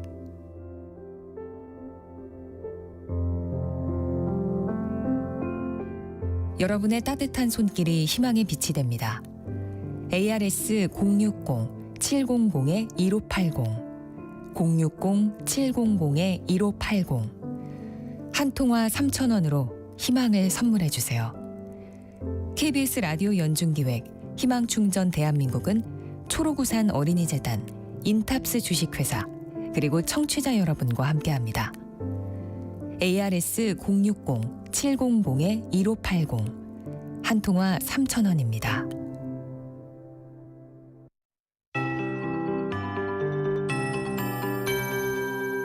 KBS 58분 날씨. 내일 새벽부터 아침 사이 전국 내륙과 호남 해안에 가시거리 200m 미만의 짙은 안개 끼는 곳이 있겠습니다. 또한 강원 산지에는 동풍에 의한 낮은 구름대가 유입되면서 역시 가시거리 200m 미만으로 좁혀질 수 있겠습니다. 이외에 서해안에도 안개가 깔릴 전망입니다. 교통안전에 유의해 주시고 항공기 운항 정보 확인하시는 게 좋겠습니다. 또한 내일과 모레 새벽 사이 제주도에는 5에서 20mm의 비가 내리겠고요. 경남 남해안에 빗방울이 떨어질 수 있겠습니다. 또 오늘은 경북 동해안과 강원 동해안 쪽에 비가 조금 더 내리겠는데요. 특히 영동 지역은 내일 새벽까지 비가 더 이어지는 곳이 있겠습니다. 오늘 밤 일부 경북권에는 천둥 번개 치는 곳이 있으니까 주의하셔야겠습니다. 내일과 모레 전 내륙을 중심으로 아침 기온 10도 안팎으로 아침에는 좀 쌀쌀하겠고요. 낮에는 25도 안팎까지 기온이 오르면서 일교차가 10에서 일부 경북 지역은 15도 안팎까지 매우 크게 나겠습니다. 건강관리에 유의하셔야겠습니다. 동해 먼바다의 물결이 지금 높게 일고 있습니다. 내일은 남해 먼바다, 제주 먼바다의 물결이 다시금 높아지겠습니다. 또 내일까지 경상권 해안으로는 바람도 강하게 불겠습니다. 내일 아침 기온 서울 14도 등 10도에서 18도 분포고요. 낮 기온 서울 전주 24도 등 20에서 25도 분포가 되겠습니다. 지금 서울의 기온은 20도입니다. 강혜종입니다.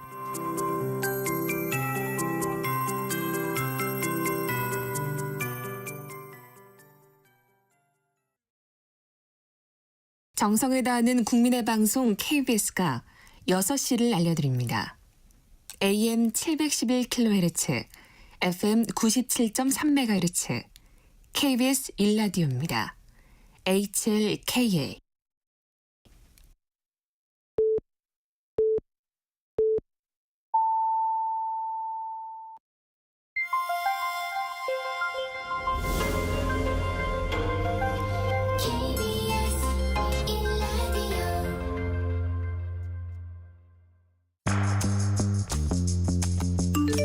여러분은 지금 퇴근길 시사편지 한 장, KBS 1라디오 뉴스레터 K를 듣고 계십니다.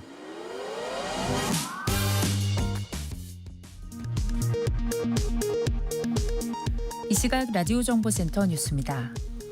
더불어민주당이 여당의 추천권을 배제한 김건희 여사 의혹 수사 상설특검 도입에 착수했습니다. 국민의힘은 특검 폭주가 점입 가경이라며 즉각 반발했습니다. 윤석열 대통령이 로런스 웡 싱가포르 총리와 정상회담을 갖고 바이오와 에너지 등 첨단 산업 분야의 전략물자 공급망 협력을 강화하는 공급망 파트너십 약정을 체결했습니다.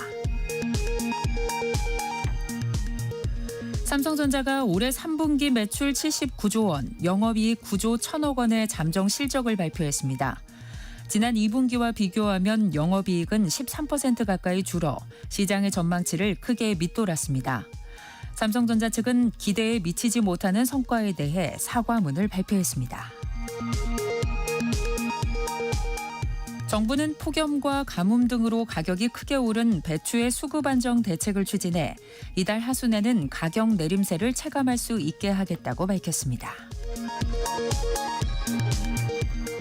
국가인권위원회가 어제 고등학교에서 휴대전화를 일괄 수거하는 것이 인권 침해가 아니라는 결정을 내렸습니다.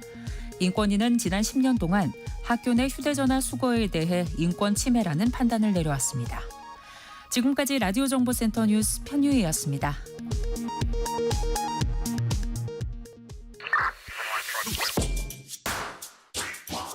뉴스의 진수를 보여주는 인터뷰, 뉴진수.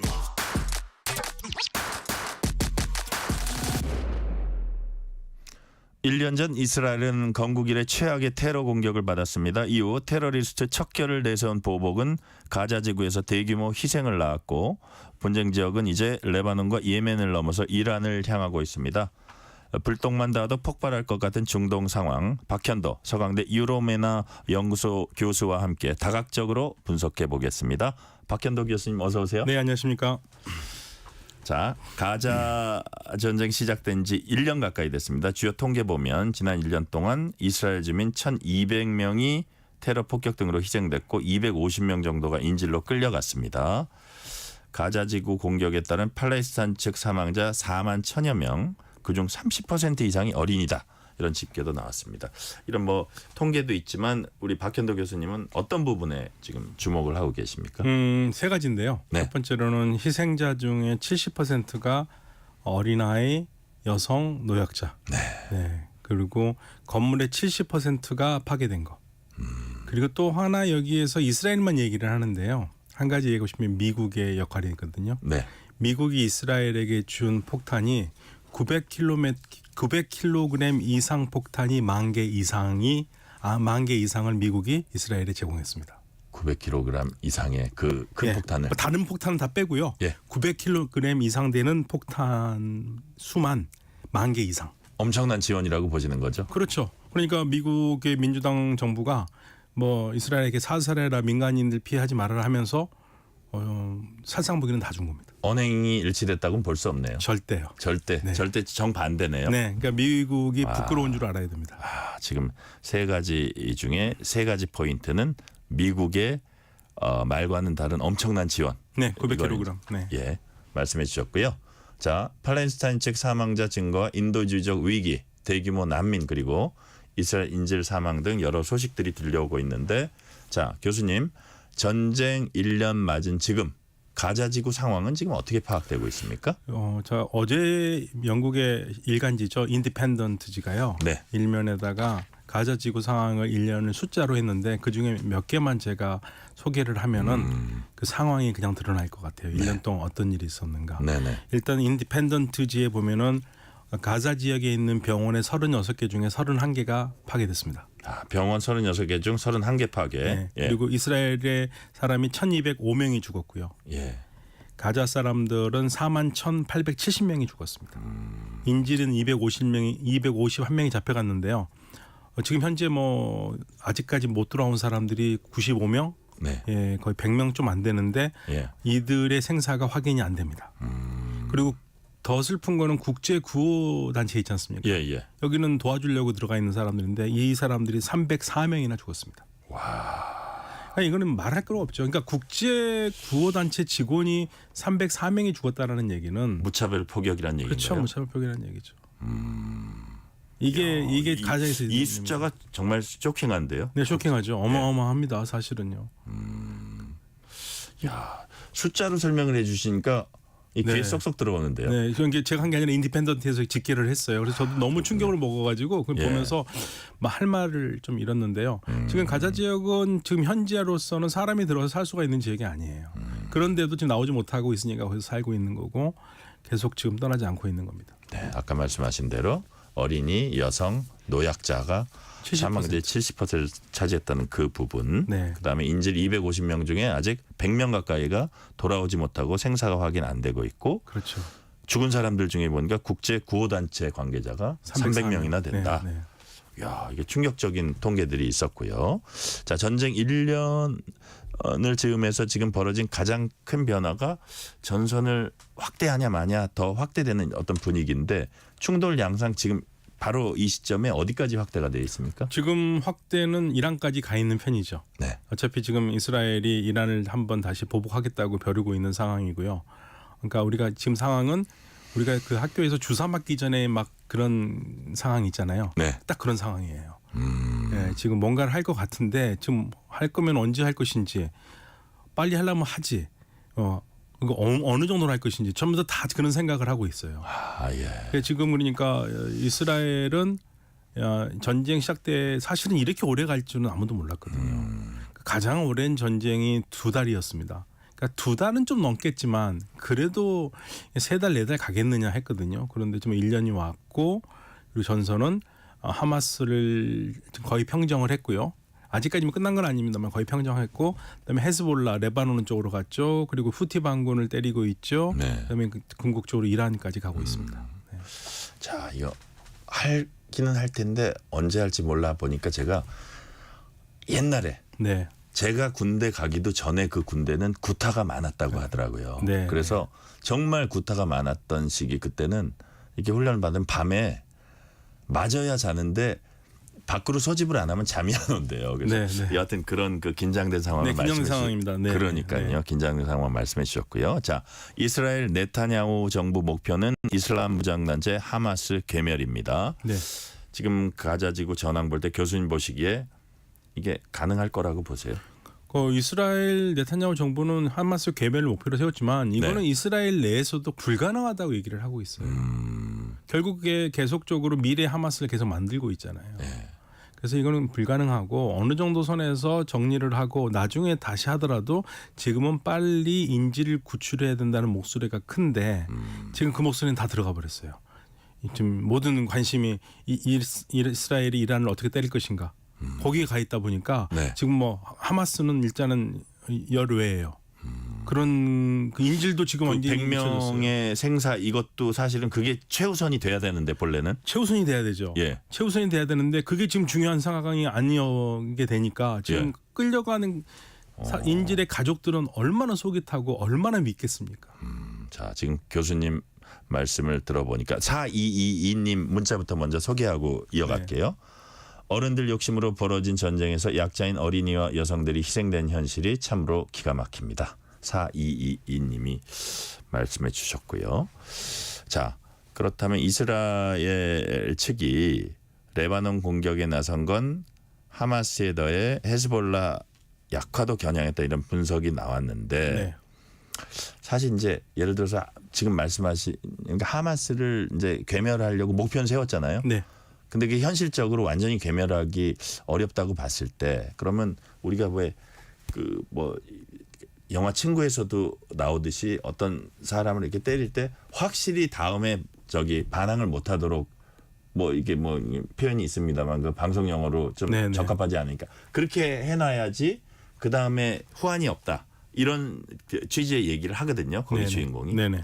자 그러면 지금 저기 하마스와 이스라엘과의 분쟁에 있어서도 그 정도까지는 눌러놓는다는 게 목표가 아닐까요? 지금 괴멸이라고 말은 하고 있지만 그 다음에 다시 저기서 이제 전열을 정비해가지고 어떤 또 테러나 어떤 반격을 할지 모르는데 적어도 이스라엘 목표는 그런 것들을 못하도록 최대한 눌러놓는다 이런 건가요? 근데 이스라엘 군에서도 그건 불가능하다고 보거든요. 불가능한 그래요? 목표다. 네. 언제 다시 살아날 거는 뭐 당연한 거고. 네. 그러면 결국에는 이스라엘 정부가 지금 해야 될 가장 중요한 건 자국민이 지금 잡혀갔잖아요. 풀어야죠. 풀려면 휴전을 하든지 뭐라든지 해야 되는데 그걸 안 하고 있는 거고. 네. 사실은 가족들은 총리 집 앞에서 매일같이 데모를 해도요. 네. 이게 지금 전혀 들어주질 않아요. 저는 이 부분에서 굉장히 비정하다고 생각되는 부분이 뭐냐면 제일 처음에 250명이 잡혀갔었을 때요. 저는 제 귀를 의심했었는데 네타냐후 정부의 관리가 네. 뭐라고 그랬냐면요. 대를 위해서 소를 희생할 수 있다는 얘기했어요. 사람 죽어서도 하마스 괴멸시켜야 된다 뭐 이런 네. 뜻이었나요? 그러니까 하마스가 먼저 정리하는 게 중요하지 그러기 위해서는 인질을 좀 희생돼도 된다는 그런 뜻이었었어요. 그래요? 아, 그래서 이 정부가 도대체 생각이 다르구나라는 생각을 했거든요. 근데 그러한 기조가 처음부터 있었기 때문에 인질을 이런 식으로 모른 채 하고 95명을 모르는 채 한다는 것은 말이 안 되는 거죠. 자, 근데 교수님 이 상황에서 하마스에 대해서 이제 헤즈볼라 쪽도 이제 공격을 하고 그쪽 약화도 겨냥을 한 거라고 보여지는데 네. 이게 이스라엘이 감당 가능한 수준인가요? 근데 이제 헤즈볼라는 감당을 떠나서 예. 해야 되는 그 필수적인 이유가 하나 있습니다. 네. 그러니까 우리는 남북 간에 휴전선이 있고 휴전선에서 남북 2km씩 비무장지대가 설정돼 있잖아요. 거기는 그리고 그 비무장지대가 시작되는 지점에 우리가 철책이라는 게 있고 네, 네. 철책을 군인들이 지키고 그리고 철책 뒤쪽으로 쭉 한 단 가다 보면은 민통선이 있어서 민간인이 못 들어오는 지역이 있잖아요. 예, 그리고 예. 민통선이 있는 다음에 마을은 그 민통선이 좀 떨어져서 있기 때문에 실질적으로 휴전선에서 적어도 한 10km 정도는 떨어져서 우리 주민들이 살잖아요. 네네. 보통 20km 이상은 사는데. 그렇죠. 예. 근데 이스라엘은 어떤 문제가 있냐면 레바논과 국경을 맞대고 있는데 국경 5km 내에 사람들이 살아요. 그러면 레바논에 있는 헤즈볼라가 로켓을 쏘잖아요. 네. 그러면 이 마을이 완전히 초토화가 되는 겁니다.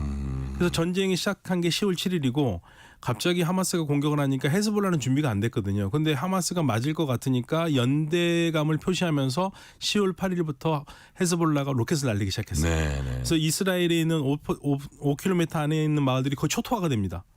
그러니까 살 수가 없잖아요. 그래서 6만 명이 피난 간 상태예요. 근데 이 사람들도 인질하고 똑같은 거예요. 나는 내 집을 1년 동안 떠나왔는데 정부 도대체 뭐 하는 거냐? 이게 나라냐? 이게 나라가 정상적인 나라냐고 지금 볼멘 소리를 내는 거고 그러니까 어쩔 수 없이 이스라엘도 이 주민 6만 명을 다시 재정착을 시키려면 헤즈볼라를 밀어낼 수밖에 없죠. 그래서 헤즈볼라한테 요구하는 게 야, 니들 지금 레바논 우리 국경에서 한 20에서 40km 떨어진 곳에 리타니 강이 있거든요. 네. 거기까지 가라. 거기까지 물러가라는 얘기를 하고 있는 거고 거기에 대해서 헤즈볼라는 우리가 왜 물러가야 되지? 이렇게 얘기를 하는 거고. 그래서 지금 이스라엘이 헤즈볼라 작전을 시작할 때는 북쪽의 마을 사람들을 다시 재정착시키기 위해서 헤즈볼라를 리타니강 위쪽으로 밀어붙이는 작전을 한 거예요. 예. 그렇군요. 그런데 그거를 더 넘어서 작전을 하고 있는 거죠. 지금. 그걸 넘어서 네, 네. 플러스 알파로 작전을 하고 있고. 네. 자, 지금 전쟁 양상을 보면요. 교수님 그 뭐라 그럴까? 이스라엘의 어떤 군사적인 그 첨단 무기들 이것들이 생각보다 더욱 더 강하다. 그리고 어떤 정보력까지 여기다가 더해져 가지고 예상 못했던 일들까지 나온다. 삐삐와 무전기 폭발 이런 정보전 능력 또 이제 아주 그 땅 깊숙이 들어가서 어떤 그 무장단체 지도자들을 잇따라 네. 살해하는 이런 것들을 보니까 이게 또 AI 기술이 활용된 네. 게 아니냐 이런 평가들이 나오거든요. 그래서 이런 이스라엘의 군사적인 그 무장 능력과 군사적 우위 이런 게 앞으로 어떤 그 중동 전세나 구도에 좀 영향을 미칠 수 있으리라고 보세요. 근데 지금까지는 뭐 이스라엘이 압도적이라고 할 수 있는데 그 네. 미국의 도움이 있기 때문에 가능한 거고요. 예, 예를 들면 하산 나스랄라를 죽였을 때 썼던 벙커버스터도 미국이 줬기 때문에 가능한 거고요. 이스라엘이 만드는 것도 있겠지만 벙커버스터 같은 경우는 기본적으로 미국이 줍니다. 많은 폭탄을 미국이 줘야지 가능한 거고. 그리고 또 위치를 알고 때렸을 거 아닙니까? 그렇죠. 그리고 또 깊숙이 들어가는 거. 네, 그거는 미국의 기술이고요. 네, 기술이고 그다음에 이스라엘도 많은 부분에서 군사 기술이 굉장히 뛰어나기 때문에 예. 많은 나라들이 부러움을 사고 있어서 군사 기술도 뛰어나긴 합니다만 기본적으로 미국이 도와주지 않으면 이스라엘이 전쟁을 할 수가 없는 거고요. 그래서 지금 자꾸만 이스라엘 전쟁을 멈추게 하려면 미국이 무기를 주지 않으면 된다고 하는 얘기를 계속하고 있었던 네, 겁니다. 네.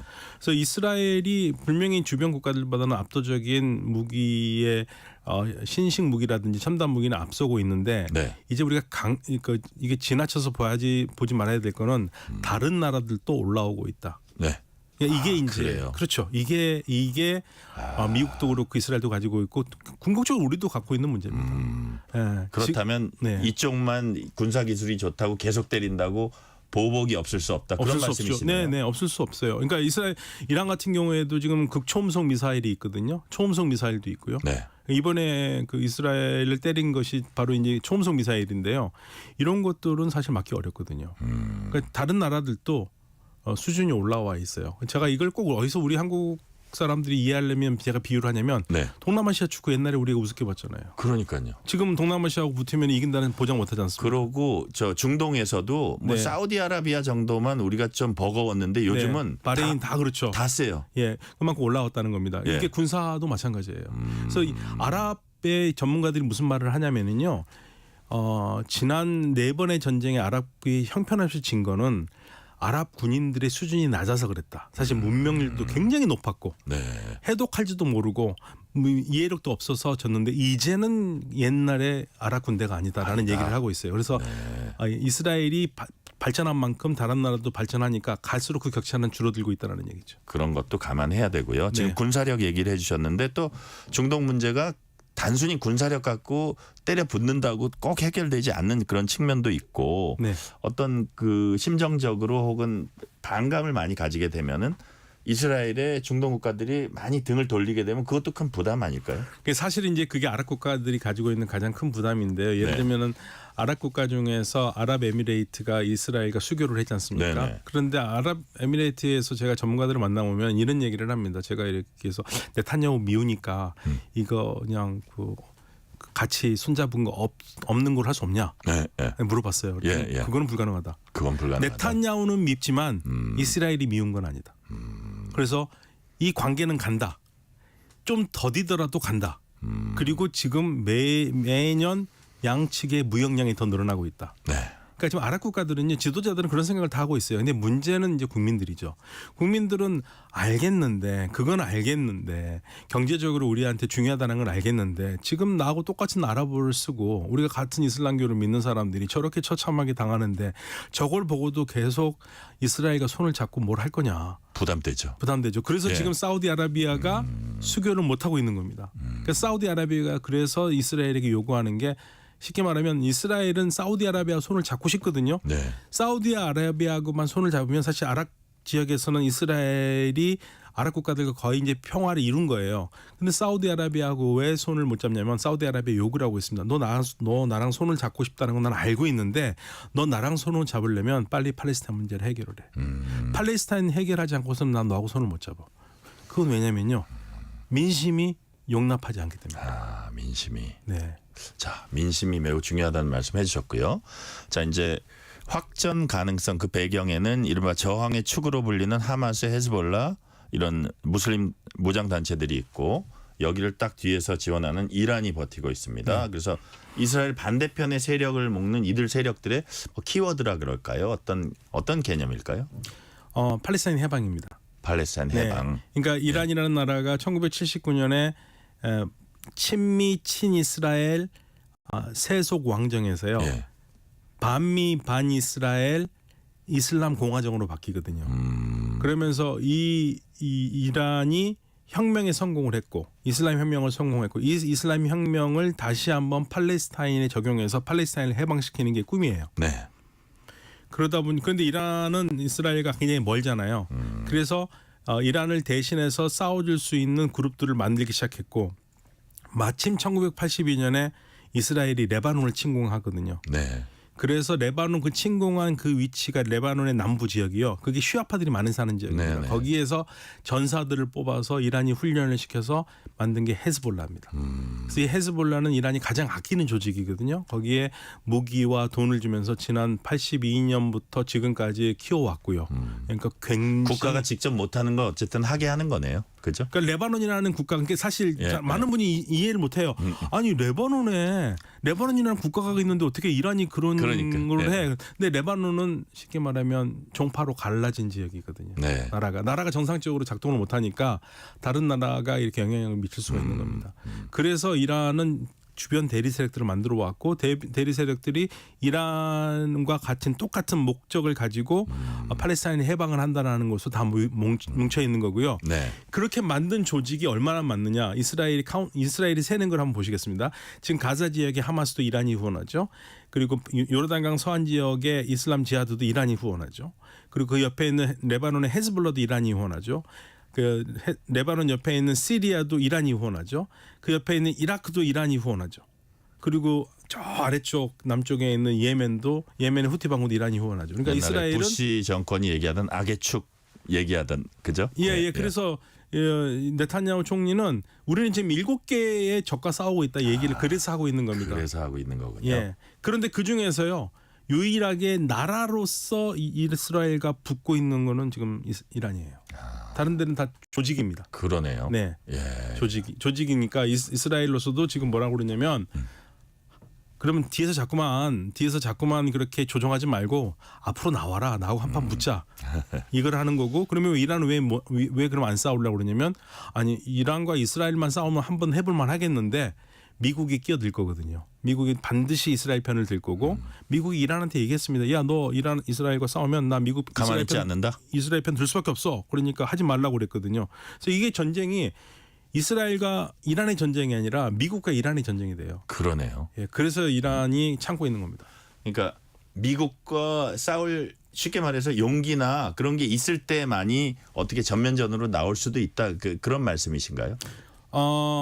준비가 됐을 때는 싸우겠지만 근데 서로 잃는 게 너무 많아요. 그러니까 이란이 굳이 전쟁을 하면서까지 얻을 수 있는 것보다는 전쟁을 하지 않고 얻을 수 있는 게 더 많다면 전쟁을 하지 않아야 되는 거거든요. 근데 이란은 지금 전쟁을 하지 않고도 얻을 게 더 많은데 굳이 전쟁을 하면서 얻을 수 있는 걸 잃어버리는 건 안 좋죠. 그래서 지금 이란 같은 경우에는 지금 자제력을 발휘하고 있는데 이거를 지금 잘못 이해해서 이란의 자제력이 약해서 무서워서 그렇다고 하는 것은 문제가 있다라는 게 이란 전문가 중에서 이란을 굉장히 잘 알고 있는 영국의 정보원이었고요. 지금 유엔에서도 외교관계에 있는 알리스테어가 그런 얘기를 합니다. 이란이 이렇게 자제력하는 것을 약하다고 보지 말아라. 이거는 큰 오판이다.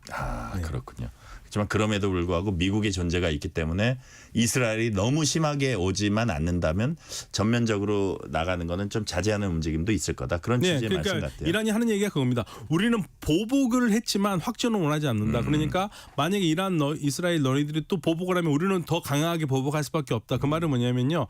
안 하고 싶으니까 하지 말아라. 예, 확전해서 우리 얻을 건 없다. 그 얘기입니다. 그 얘기네요. 네. 자, 0419님이 저는 전쟁을 겪지는 않은 세대입니다. 인간 사회에서 전쟁이 왜 발생하게 되는지 안타깝습니다. 너무 슬퍼요. 근원적인 말씀을 해주셨고요. 자, 이제 미국의 역할이 참 중요하다고 생각이 되는데 지금까지는 겉으로는 이제 자제하라 하면서 사실 무기 대주는 거 보면 계속 적극적으로 지원한 거나 마찬가지였다고 이제 말씀을 하셨고요. 자, 더군다나 이제 또 대선 앞두고 있으니까 여기에 뭐 어떤 역할을 하기도 약간 엉거주춤한 상태라는 말도 많이 하거든요. 그렇다면 미국이 이거를 만약에 좀 사태를 진정시키기 위해서 역할을 할 수 있는 시점이랄까 어떤 그런 계기가 마련될 수 있을까요? 사실은 지금 해야 되는 거죠. 지금 해야 되는 거고 네. 네타냐후 총리는 미국이 대선을 치르고 있기 때문에 굉장히 내가 미국을 쉽게 말하면 원하는 대로 조정할 수 있다라는 생각을 했던 것 같아요. 네. 그래서 전쟁이 시작하자마자 뭐라고 그랬냐면요. 이 전쟁 1년 갈 수 있다고 얘기했습니다. 그러면 1년은 사실 미국 대선을 보고 하는 거거든요. 그때 그 말이 지금 이제 드러나는 거죠. 네타냐후 총리는 대선 국면을 잘 활용하려고 그랬고 대선 국면을 잘 활용하고 있으니까 바이든 행정부 같은 경우에도 지금 뭐 이스라엘을 적극적으로 말리지 못하고 있습니다. 적극적으로 말리면 친이스라엘 표가 떨어질 거고 안 말리면 반이스라엘 표가 떨어질 거고 그러니까 이게 지금 굉장히 문제가 많거든요. 네네. 그래서 지금 어정쩡한 태도가 있기 때문에 네타냐후 총리로서는 자기가 할 수 있는 거를 좀 다 할 수 있는 거죠. 그런데 지금 이번에는 좀 심각한 게 네타냐후 총리가 이란의 핵시설과 정유시설을 때린다고 그러는데 미국이 막고 나섰거든요. 네. 그래서 계속적으로 조율을 하고 있는 것 같아요. 그런데 지금 어느 정도 미국이 만약에 이 보도가 맞다면 어떤 보도가 나왔냐면 핵시설도 정유시설도 때리지 않고 아마도 이란의 혁명수비대 군사기지와 정보기지를 집중 공격할 것 같다라는 보도가 지금 나왔어요. 그러면 미국이 막은 거죠.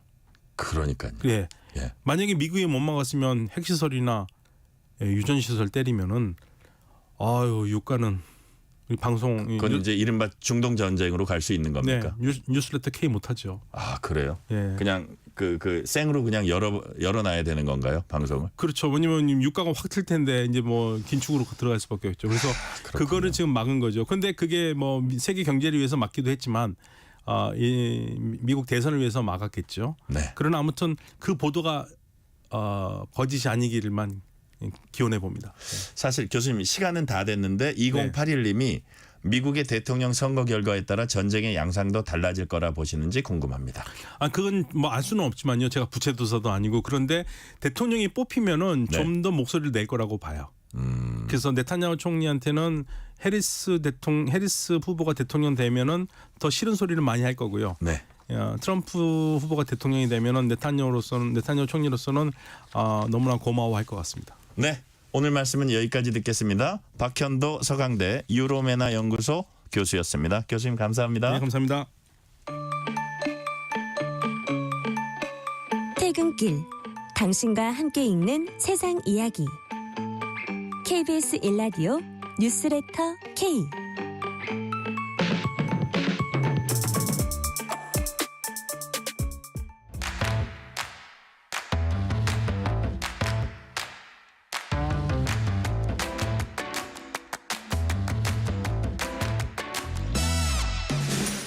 오늘 가장 뜨거운 뉴스, 화제의 소식 쏙쏙 골라서 전해드립니다. 뉴스레터 브리핑, 서은영 뉴스 큐레이터 전화 연결돼 있습니다. 서은영 큐레이터님 안녕하세요. 안녕하세요. 자, 오늘 삼성전자와 LG전자가 나란히 3분기 잠정 실적을 발표를 했습니다. 시장에 기대는 크게 못 미쳤죠? 네, 이 삼성전자부터 말씀을 드리면 네네. 3분기 연결 기준으로 매출 79조 원, 영업이익 9조 1천억 원의 이 잠정 실적을 내놨는데요. 네. 매출은 사상 최대 분기 매출이었고요. 뭐 영업이익도 작년 3분기하고 비교하면 3배 이상 증가했습니다. 그런데도 이게 앞서서 증권사들이 내놨던 전망치에는 크게 못 미쳤습니다. 네. 사실 이제 증권사들이 최근 한 달 사이에 삼성전자에 대한 이 실적 전망치를 계속 낮춰왔거든요. 이게 반도체는 아무래도 좀 경기 영향을 많이 받는데 미국 증권가를 중심으로 해서 이제 반도체 시장에 겨울이 오고 있다. 반도체 경기가 꺾이기 시작했다. 이런 전망이 나오기 시작했어요. 그러면서 이제 한때 14조 원까지 예상했던 이 3분기 영업이익 전망치가 10조 4천억까지 이제 내려온 상황이었는데 네. 오늘 뚜껑을 열어보니까 이보다도 1조 원 이상 더 낮았던 거죠. 그러면서 이제 어닝 쇼크라는 이야기가 나온 건데요. 잠정 실적 때는 사실 이 사업 부문별로 세부 실적을 내놓지는 않습니다. 그래서 좀 하고 날 수는 없지만 삼성전자 이제 설명자료 토대로 좀 추정을 해보면 이렇게 좀 실망스러운 성적표가 나왔던 게 결국 반도체 부문이 부진했기 때문이다 이렇게 좀 보입니다. 삼성전자는 메모리 반도체 1위 회사잖아요. 근데 지금 메모리 반도체에 속한 이제 D램, 낸드 플래시 다 이 수요 회복이 굉장히 더딘 상황입니다. 그리고 뭐 지금 이제 AI 반도체 같은 경우 이제 엔비디아 뭐 아시겠지만 상당히 이쪽 시장은 각광을 받고 있잖아요. 그런데 그렇죠. 이 AI 반도체에 들어가는 HBM이라고 해서 이 AI가 속기용 이제 고대역폭 메모리는 우리나라는 이제 SK 하이닉스에 이제 여기서 굉장히 두각을 나타내고 있죠. 근데 이것하고 이제 SK 하이닉스하고는 좀 대조적으로 삼성전자 같은 경우에는 이제 제품 개발은 했습니다만 납품 전에 이제 진행하는 품질 테스트도 아직 통과를 못한 상태예요. 그러다 보니까 이제 납품도 지연되고 여기에서 이제 이 성과가 안 나오고 있는 상황인 거죠. 그럼 다른 사업 부문에서라도 이제 뭔가 좀 실적이 받쳐줘야 되는데 다른 부문도 사실 좋진 않습니다. 그러니까 스마트폰은 뭐 선방하는 정도였던 것으로 보이고요. TV 가전 같은 경우에는 보통 여름철이 계절적 비수기라고 해요. 그래서 이 판매 실적이 그다지 뭐 좋지는 않았을 것이다, 저조할 것이다 이렇게 좀 분석이 됐고요. LG전자도 오늘 좀 실망스러운 성적표 내놨습니다. 이게 좀 시장 전망치를 크게 밑돌았을 뿐만 아니라 영업이익이 1년 전하고 비교해서 20% 이상 줄었습니다. 이게 한 분기에 영업이익 1조 원도 못 버는 충격적인 성적표를 내놨는데요. 이게 제가 아까 3분기는 좀 전통적인 가전 비수기라고 말씀을 드렸잖아요. 그런데 LG전자는 다들 아시겠지만 이 가전을 정말 잘 만들고 잘 파는 회사잖아요. 근데 이제 아무래도 이제 비수기 영향을 좀 만회해 보려고 여러 가지 좀 신사업을 벌였지만 이 뚜렷한 효과가 없었던 것으로 보이고요. 일단 LG전자에서 설명하는 건 요 근래에 좀 해상운임이 많이 올랐다. 그래서 물류 비용이 좀 많이 들었고 마케팅비도 좀 경쟁이 치열해지면서 이 비용이 좀 많이 들어서 이익이 줄었다. 이렇게 설명하고 있습니다. 네. 그런데 눈에 띄는 건 이거였습니다. 삼성전자가 오늘 실적 발표와 관련해서 이례적으로 사과문을 내놨어요. 네, 좀 상당히 이례적인 일입니다. 네, 이 삼성전자 반도체 사업 수장인 이제 전영현 디바이스 솔루션 부문장이 이제 이 사과 메시지를 내놨는데요. 시장의 기대에 미치지 못하는 성과로 이 근원적인 기술 경쟁력과 회사의 앞날에 대해서까지 걱정을 끼쳐서 송구하다 이런 메시지였습니다. 그러니까 이게 그냥 이제 비단 뭐 고객이나 투자자한테만 보내는 것이 아니라 임직원에게도 보내는 이제 메시지였는데요. 아무래도 최근에 이제 이 삼성전자 실적과 관련한 우려도 좀 많았고 특히나 이제 삼성전자의 미래 경쟁력에 대한 우려도 좀 내부적으로 많이 고개를 들고 있는 상황입니다. 그러니까 투자자들도 상당히 불안감을 가지고 있고 주가도 최근에 굉장히 안 좋았거든요. 그러다 보니까 이제 이런 불안감을 좀 잠재울 필요가 있겠다. 그러니까 우리가 이만큼 위기를 극복하겠다는 강력한 의지를 가지고 있다. 이런 것들을 좀 보여주기 위해서 오늘 좀 이례적으로 사과문을 내놓은 것으로 보입니다. 네. 자. 지금까지 이제 삼성전자, LG전자 실적 발표 관련해서 말씀을 드렸고요. 자, 요즘 학생들 문해력 수준이 심각하다 이런 이야기들이 많습니다. 이 문제를 가장 많이 체감하는 분들은 아마 학교 선생님들일 거예요. 한글날 앞두고 선생님들을 대상으로 실시한 학생 문해력 실태 인식 조사 결과가 나왔습니다. 그 결과 어땠습니까? 네, 한국교원단체 총연합회가 이제 초중고교 선생님들 약 5,800여 명 대상으로 해서 이제 학생 문해력 실태 인식 조사를 했는데요. 91.8% 그러니까 10명 중 9명꼴로 과거하고 비교했을 때 이 학생들의 문해력이 많이 좋아졌다 이렇게 좀 답을 했습니다. 어떤 사례들이 있었어요? 예전에 아마 막 사흘이 무슨 의미인지 잘 모르더라라든지 뭐 심심한 사과 논란 뭐 이런 것들 아마 기억하실 텐데 그에 못지않게 사실 좀 충격적인 사례들이 좀 많이 있었어요. 그러니까 선생님들이 이제 좀 전해주신 사례들을 좀 보면 이부자리를 뭐 별자리의 한 종류로 안다든지 뭐 족보라는 단어를 족발 보쌈 세트의 준말이다 뭐 이렇게 안다든지 뭐 경기력 저하에서 저하를 이제 왕과 왕비를 부를 때 저하 뭐 세자전하 뭐 이렇게 부를 때 저하 이렇게 이제 드라마에서 표현을 하잖아요. 그러니까 그렇게 뭐 이해를 한다든지 뭐 여름에 우거진 숲을 의미하는 녹음을 소리를 기록하는 녹음으로 알더라. 근데 동음 이의어라는 개념 자체를 전혀 이해를 못한다. 이런 사례도 있었고요. 또 곰탕은 곰으로 끓이는 탕이다. 뭐 이렇게 알더라. 뭐 이런 식의 사연들이 쏟아졌습니다. 그렇다면 선생님들은 학생들 문해력 수준이 이렇게 떨어진 이유 뭐라고 진단하고 있습니까? 아마 이 이유에 대해서는 모든 분들이 다 똑같이 답을 내놓으실 수 있으실 거예요. 네. 그러니까 디지털 매체의 과도한 사용, 그리고 이제 독서 부족. 이제 선생님들의 진단도 마찬가지였는데요. 선생님들은 이제 학생들이 디지털 기기를 과도하게 사용하면서 이 글씨 쓰기, 그러니까 우리가 흔히 필체라고 하죠. 그러니까 이 필체 자체도 굉장히 안 좋아졌다 이렇게 이야기를 하시더라고요. 그러니까 응답자의 94.3%가 요즘 학생들 필체를 알아보기 힘들 정도로 가독성이 떨어졌다 이렇게 답을 하기도 했습니다. 근데 지금 우리나라 문맹률은 1% 정도밖에 안 돼요. 그래서 글씨를 못 읽는 사람들은 이제 거의 없는 수준인데요. 네. 글씨를 읽는 것하고 이제 말과 글을 제대로 이해하고 적절하게 사용하는 능력, 그러니까 이 문해력은 전혀 다른 거잖아요. 근데 네. 이 문해력 수준이 떨어지면 이제 사실 이게 소통하는데 좀 어려움이 생기죠. 제가 이제 족보라고 했는데 누군가는 족발 보쌈 세트라고 이해를 한다면 이거부터 사실 이제 소통에 어려움이 생기는 거잖아요. 근데 이게 이런 가벼운 일뿐만이 아니라 이제 굉장히 중요한 사안들을 결정하고 있는 데서도 이제 소통이 안 되면 불필요한 갈등이 생길 수 있고 이게 사실 사회적 갈등으로도 이제 커질 수 있는 거잖아요. 네. 그래서 이 문해력 전문가들은 이런 이야기를 합니다. 그래서 이 학생들의 문해력 저하가 결국에는 이제 사회적 갈등 해소 비용이 높아지는 결과로 이어질 거다. 이런 이야기들을 많이 하거든요. 그래서 이번에 한국교총에서도 이번 설문조사 결과 발표하면서 이 학생들의 문해력에 대해서 좀 국가 차원에서 좀 대응할 필요가 있다. 그래서 이제 국가 차원에서 좀 진단하고 분석하고 이 디지털 기기에 좀 과도하게 의존하지 않도록 뭔가 법과 제도를 좀 마련해야 하는 거 아니냐 이런 지적을 내놓기도 했습니다. 네, 시간이 거의 다 되긴 했는데요. 대전을 대표하는 빵집 성심당 임산부에게 특별한 혜택 주는 제도 운영하고 있는데 좀 논란이 있다고 해요.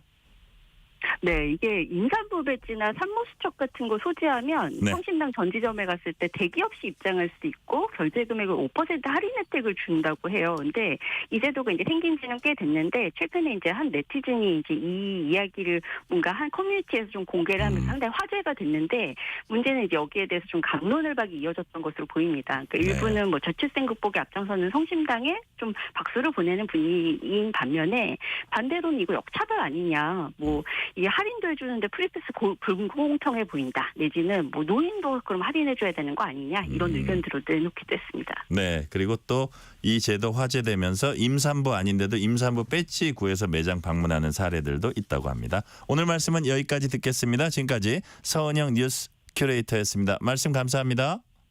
감사합니다.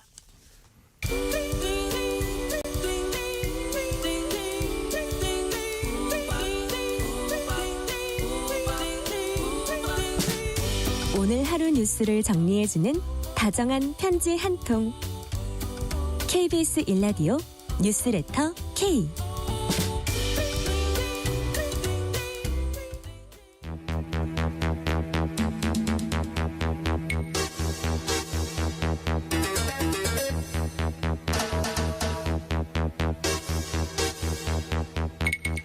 국정감사 자료에 따르면 줄어든 줄 알았던 그 조직폭력배가 4년 전에 비해서 수백 명 늘어난 것으로 집계가 됐습니다. 여전히 끝나지 않은 범죄와의 전쟁. 오늘은 조직폭력배가 늘어나고 있는 원인과 나날이 지능화되고 교묘해지는 범죄 수법 그리고 대책 등을 알아봅니다. 배상훈 프로파일러 나오셨습니다. 배상훈 프로파일러님 어서 오세요. 안녕하세요. 자, 전국적으로 조폭들 수가 이제 늘어났다고 말씀을 드렸는데 그렇다면 경찰이 파악하는 조폭 규모 얼마나 됩니까? 아시는 분은 아시겠지만 경찰청은 조폭을 관리를 하고 있습니다. 그걸 관리조폭이라고 하고요. 그렇지 이 조폭 관리 대상에서 벗어나 있는 요도 있습니다. 네. 그러니까 여기서는 경찰청이 모경종 의원한테 제출한 자료에 의한 겁니다. 5,662명 관리조폭이 대략 숫자는 208개 조직. 네. 그럼 한 개 조직이 한 25에서 30명 정도입니다. 그렇게 많지 않습니다. 이게 말하자면 한 개 조직이 그러면 몇백 명 불가능합니다. 왜냐하면 먹여 살려야 되잖아요. 그리고 이제 보통 보스가 어쨌든 먹여 살려야 그렇죠. 되는 거네요. 예. 이게 규모의 경제라는 것도 있고 그 조폭의 구성을 좀 설명을 드릴까요? 예. 대장, 그러니까 소위 말하는 보스가 있고 행동대장이 있습니다. 가장 밑에 돼지들이 있고요. 그다음에 돼지들은 소위 말하는 이 속어로 이제 가드, 뭐 흔히 말하는 문 지키는 예전에 뭐 디스코텍이라는 말을 써도 되나요? 예, 예. 그런 거기에 이제 말하는 기도 보는 사람들은 이제 말하는 소위 말하는 칼바지 나이트 클럽이나 이런데. 예. 근데 그런 사람들을 포함할지 어떨지 모르겠지만 실제 행동대장급과 보스와 그리고 실제 실무를 하는 사람들을 해서 한 개 조직이 실제로는 30은 넘어갈 수가 없습니다. 규모상으로 지위 계통이나 이런 걸 봤을 때는 그렇게 된다고 보면은 대략 요게 설명이 되는 거고요. 요게 근데 이제 경기도 뭐 이렇게 합쳐갖고 대략 한 6천이 좀 안 된다. 6천. 예, 관리 조폭을. 관리 조폭. 예. 그러니까 쉽게 말해서 관리 조폭이라는 거는 경찰이 조폭으로 규정지은 이제 그 사람들이고 거기 왜 나는 안 끼워져 뭐 이런 조폭들도 그렇지는 않습니다. 왜냐하면 보통 아니에요? 이제 하면은 보통 이 조폭이란 건 지역 기반입니다. 지역 기반이라는 것은 보통 아시다시피 예를 들면 수원 남문파 아니면 뭐 무슨 PJ 무슨 파 아니면 국제상사 시장파 신상사파 예를 들면 이런 거는 양은이파 그렇죠. 사람 중심은 나중이고 이제는 대부분은 지역 중심일 경우도 많습니다. 그렇군요. 자, 그래서 어쨌든 관리 대상 조폭은 그렇다는 말씀이시고 범죄 유형별로 또 이렇게 나눠볼 수 있을 것 같아요. 가장 뭐 조폭이니까 폭력 행사죠. 소위 말하는 가서 이제 일종의 무엇을 하는데 불혹화하는데 힘 좀 써주는 뭐 그런 형태. 그래서 문신을 많이 하고 다니는 그런 거고요. 그 다음이 많은 게 이제 사행성 영업이라고 해서 보통 게임장이나 이런 거 뭐 빠찡코 같은 거 이런 거 하는 그런 거고 그리고 갈취 것도 있고 이제 성매매 조직도 일부는 있습니다. 그렇게 되고 뭐 사채 쪽으로 가는 경우도 있고 근데 그 아래쪽은 사실은 조폭으로 치지 않는 경우도 있고 어쨌든 그 왔다 갔다 합니다. 그 경계선입니다. 경계선이 뭐냐면 마약과 저 사채의 그 언저리에 있으면은 이게 조폭도 흔히 말하는 관리 조폭인데 그 넘어가면은 그냥 일반 사기꾼들인 거죠. 사기꾼들. 예, 이게 조금 다른 거죠. 우리가 이제 그 마피아나 이런 영화에 보면 본래는 무슨 뭐 지금 말씀하신 마약이니 뭐니 뭐 살인 청부 이런 거 하다가 나중에 그게 좀 진화를 하면 멀쩡한 무슨 금융투자 회사도 막 차리고 우리나라에도 그렇게 하고 있다고 판단되는 조폭들이 있습니까? 예, 있습니다. 그러니까 말하자면은 어떻게 보면 멀쩡한 비즈니스맨이에요. 그렇죠. 그러니까 말하는 그게 이제 다단계 회사의 어떤 형태라든가 아니면 방목 판매 회사 같은 걸 하거나 아니면은 경찰이 가장 민감하게 생각하는 것은 일정 정도 건실한 중소기업을 불법적으로 이제 가로채해서 거기 그 일종의 합법적으로 하는 그럼 기업형 조폭들을 가장 두려워하는 거죠. 보통 이제 그게 이제 이탈리아 마피아라든가 일본의 야쿠자라든가 아니면은 뭐 여러 가지 이제 그런 이름이 붙은 홍콩의 조직들 이런 조직들이 대부분 그 경계선에 있거나 아니면 아예 안쪽으로 들어왔거나 그런 거는 실제로는 검거하거나 아니면 뭔가 관리하기가 참 쉽지 않죠. 거기는 일부는 있다고 하는데 완전히 확산된 거 아닙니다. 그러니까 불법과 합법의 경계 사이에서 교묘하게 또 해나가는 거잖아요. 언저리에 걸쳐 있죠. 그들의 적지 않은 숫자가 주가 조작이나 요즘은 코인 쪽이나 이런 쪽에 얹혀 있다고 보시면 됩니다. 그러니까요. 그걸 경찰이 주시하고 있을 거고요. 예전엔 뭐 동네 깡패니 건달이니 이렇게 불리고 했었는데 본격적으로 조직폭력배 줄여서 조폭 이렇게 이런 이름으로 등장한 게 한 언제부터예요? 옛날에 그러면 이제 이게 이런 말씀을 그럼 조선시대도 있었느냐? 있었습니다. 그렇죠. 검계, 말자패 그래서 포도청에서도 관리를 했습니다. 솔직히 굉장히 역사가 오래된 겁니다. 그런데 그게 대부분 이제 장시가 형성되는 공간, 상업적 장시가 형성되는 공간을 따라서 이제 인적으로 유동인구에 있는 쪽에 많이 있는 거고요. 쉽게 말해서 제가 이렇게 저도 사회부 기자도 오래 하고 했지만 돈 있는 곳으로 깡패가 가더라고요. 또 몰려가죠. 그러니까 시장. 시장. 장시 형성. 그런 얘기군요. 그리고 보부상 따라가기도 하고 이렇게 되는데 이건 보통 그러다가 한국전쟁이 벌어지면서 북한에서 월남한 사람들이 이제 어떤 뭐 부산 국제시장 이런 데를 통해서 뭔가 이권을 관련된 그런 쪽이 조금 나타나기 시작을 했습니다. 한국전쟁을 넘어서 그러다가 이제 뭐 비극적이지만 정치깡패가 나타난 거죠. 그렇죠. 정치깡패가 이정재 이렇게 자유당 때 뭐 해가지고요. 하면서 싹 정리가 됐죠. 왜냐하면 뭐 사형도 시키고 막 그랬으니까. 그러면서 60, 70년대 지나고 그때부터 거기서 남은 일종의 지역과 사람 중심의 여기 신상상파라든가 아니면 이런 사람들 중심으로 일부 있다가 네. 지금 우리가 알고 있는 양리파라든가 뭐 이런 소위 말하는 지역에 있는 집단들이 연장을 쓰기 시작하면서 연장이라는 표현은 그런데 그 도구를 쓰기 시작하면서 도구. 예전에는 예전에는 주먹으로 했는데 흉기라고도 하죠. 예, 흉기. 이전에는 진짜 주먹이고 이게 도구를 쓰기 시작하면서 조폭이란 개념으로 이제 전환하는 부분인 거죠. 예. 그러니까 지역에 있는 예를 들면 뭐 부산이나 이런 쪽에서 서울로 원정화 서울을 장악하고 그게 진짜 조폭이 되는 개념들인 거죠. 그때부터 되는 건데 하필 제 고향에 네. 유지광이 살고 있었습니다. 이정재하고 같이 있었죠. 전북 아닌가요? 아니요, 경기도 이천입니다. 이천인가요? 예, 이천. 제 이천. 고향이. 맞다. 예, 이게 제가 늘 초등학교 때 왔다 갔다 했는데 이천. 예, 그 아저씨 그 아저씨더라고요. 그래서 저는 깜짝 놀랐습니다. 근데 거기가 아주 기가 세 보이는데요. 예, 그 거기에 그분이라 그 사람이 뭐라 했냐면은 술 도매업을 했습니다.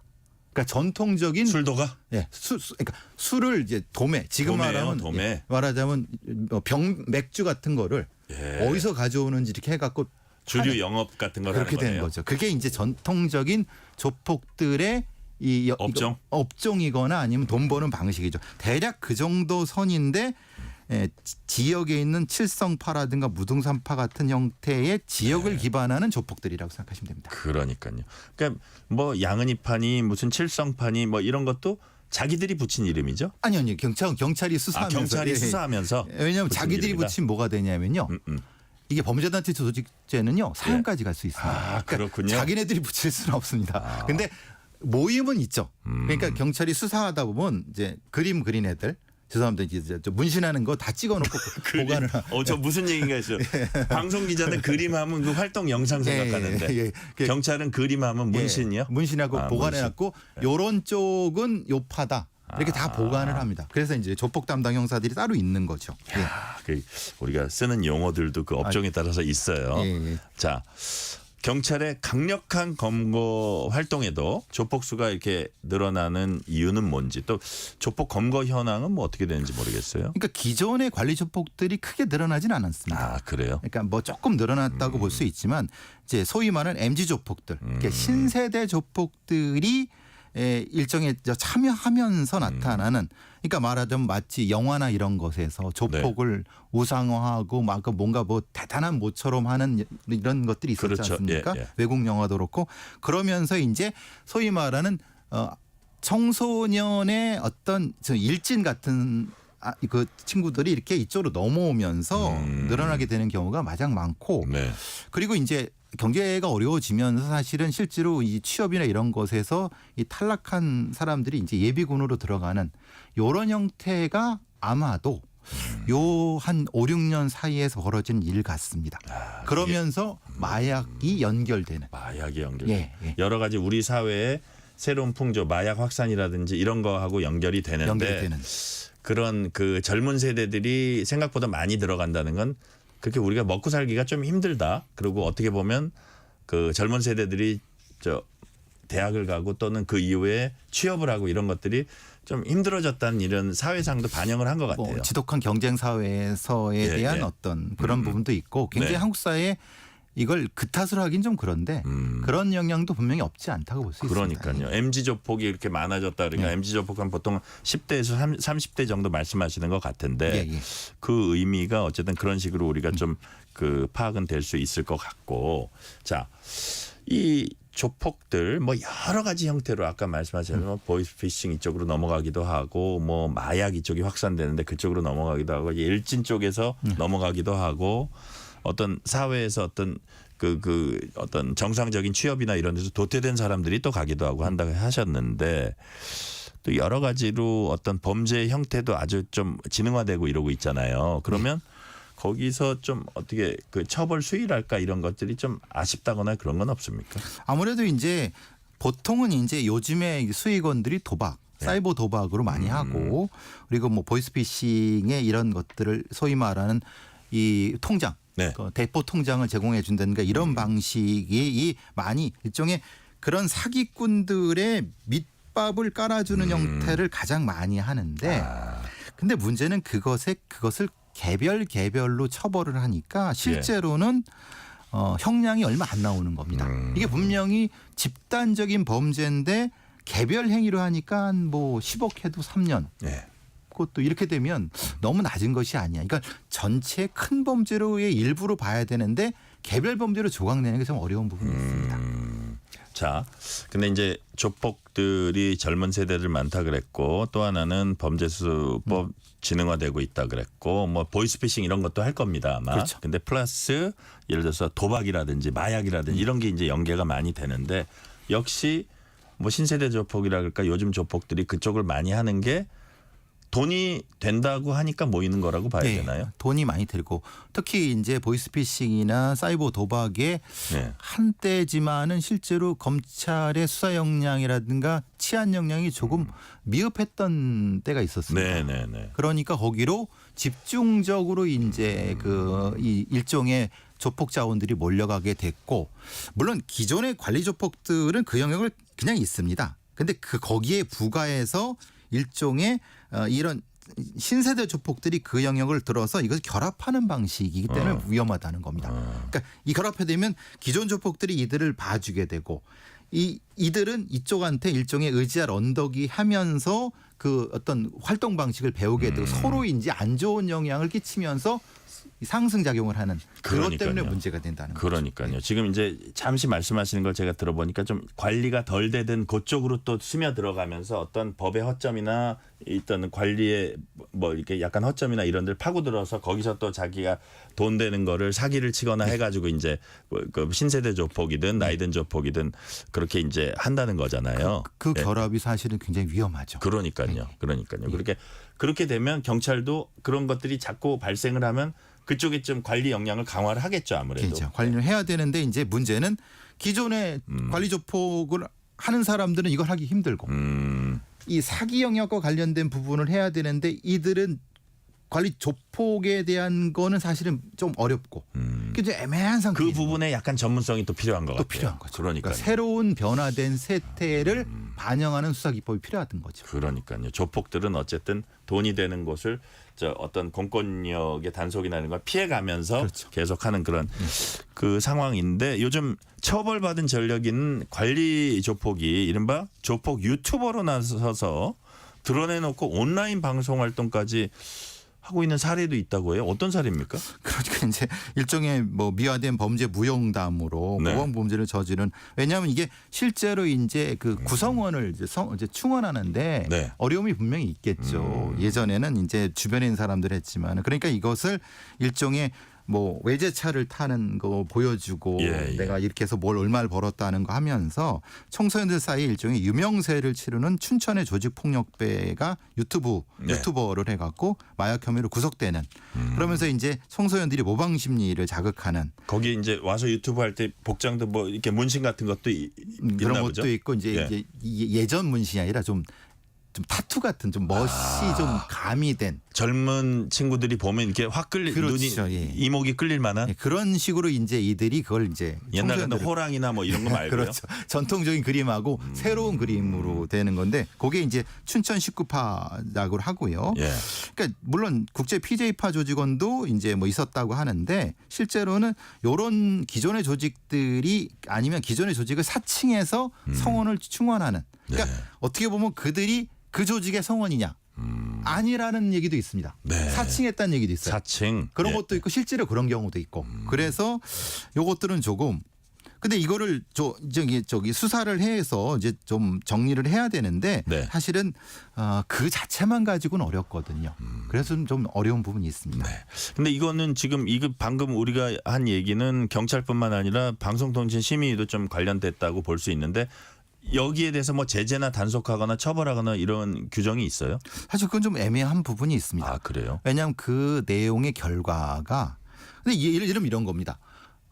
내가 외제차 비싼 거 타라고 하는데 그림 그린 애들이 근데 그거를 가지고 하기가 좀 애매하죠. 지금 그림이라면 문신 문신, 그런 형태. 몸에, 그러니까 그런데 그 결과 자체가 사실은 범죄와 연결되면은 되는데 그 결과를 이들이 교묘하게 이제 숨겨버리니까 그러니까 이걸 보는 청소년들은 뭔가 선망을 하지만 이거를 규제하기가 참 쉽지 않은 그러니까요. 거죠. 예, 예. 지금 얘기한 거하고 좀 관련이 되는데 언제부턴가 폭력, 조폭을 멋있게 또 이렇게 친근하게 그리는 영화나 드라마. 그건 뭐 창작의 영역이니까 그걸 하지 말라 그럴 수는 없지만 그러다 보니까 젊은 세대들에게 자칫 잘못된 인식을 심어줄 수도 있는 것 같은데 그거 플러스 또 젊어지고 나날이 지능화되고 이런 조폭에 대해서 좀 강력하고 효과적인 대책이 필요할 것 같은데 우리 배상훈 프로파일러님 보시기에 어떤 대책들이 좀 마련돼야 될 것 같아요? 실제로 이제 저희는 기존의 관리 조폭을 담당하고 있는 이제 아주 고참 형사님들이 많이 계십니다. 네네. 근데 그분들 플러스 새로운 영역을 담당할 수 있는 그런 어떤 새로운 인력 전문가들이 좀 있어야 된다. 왜냐하면 지금 조폭들은 IT 프로그래머도 고용도 하고요. 예. 말하자면 주가의 분석가, 어널리스트도 고용해 갖고 그런 식으로 기업형으로 접근하거든요. 거기는 막 뛰고 날르고 있는데. 예. 근데 이제 옛날은 그냥 주먹질하는 그런 조폭 관리하는 걸로 하면 못 따라가죠. 지금은 그런 상태와 과도기 같습니다. 예, 뛰고 나는 조폭한테 기어가면 안 되고 같이 뛰고 나는 대책을 마련해야 된다는 말씀. 오늘 말씀은 여기까지 듣겠습니다. 지금까지 배상훈 프로파일러였습니다. 프로파일러님 말씀 감사합니다. 감사합니다. 자, 오늘 뉴스레터 K는 여기까지입니다. 절기상 할로윈 오늘 일교차가 크고 전국 곳곳에 비 소식도 있었습니다. 오늘 끝곡으로 유열의 가을비 준비했습니다. 커피 쿠폰 받으실 분들은 뉴스레터 K 홈페이지 확인해 주시고요. 오늘도 함께해 주신 청취자 여러분 진심으로 감사드립니다. 지금까지 뉴스레터 K 전종철입니다.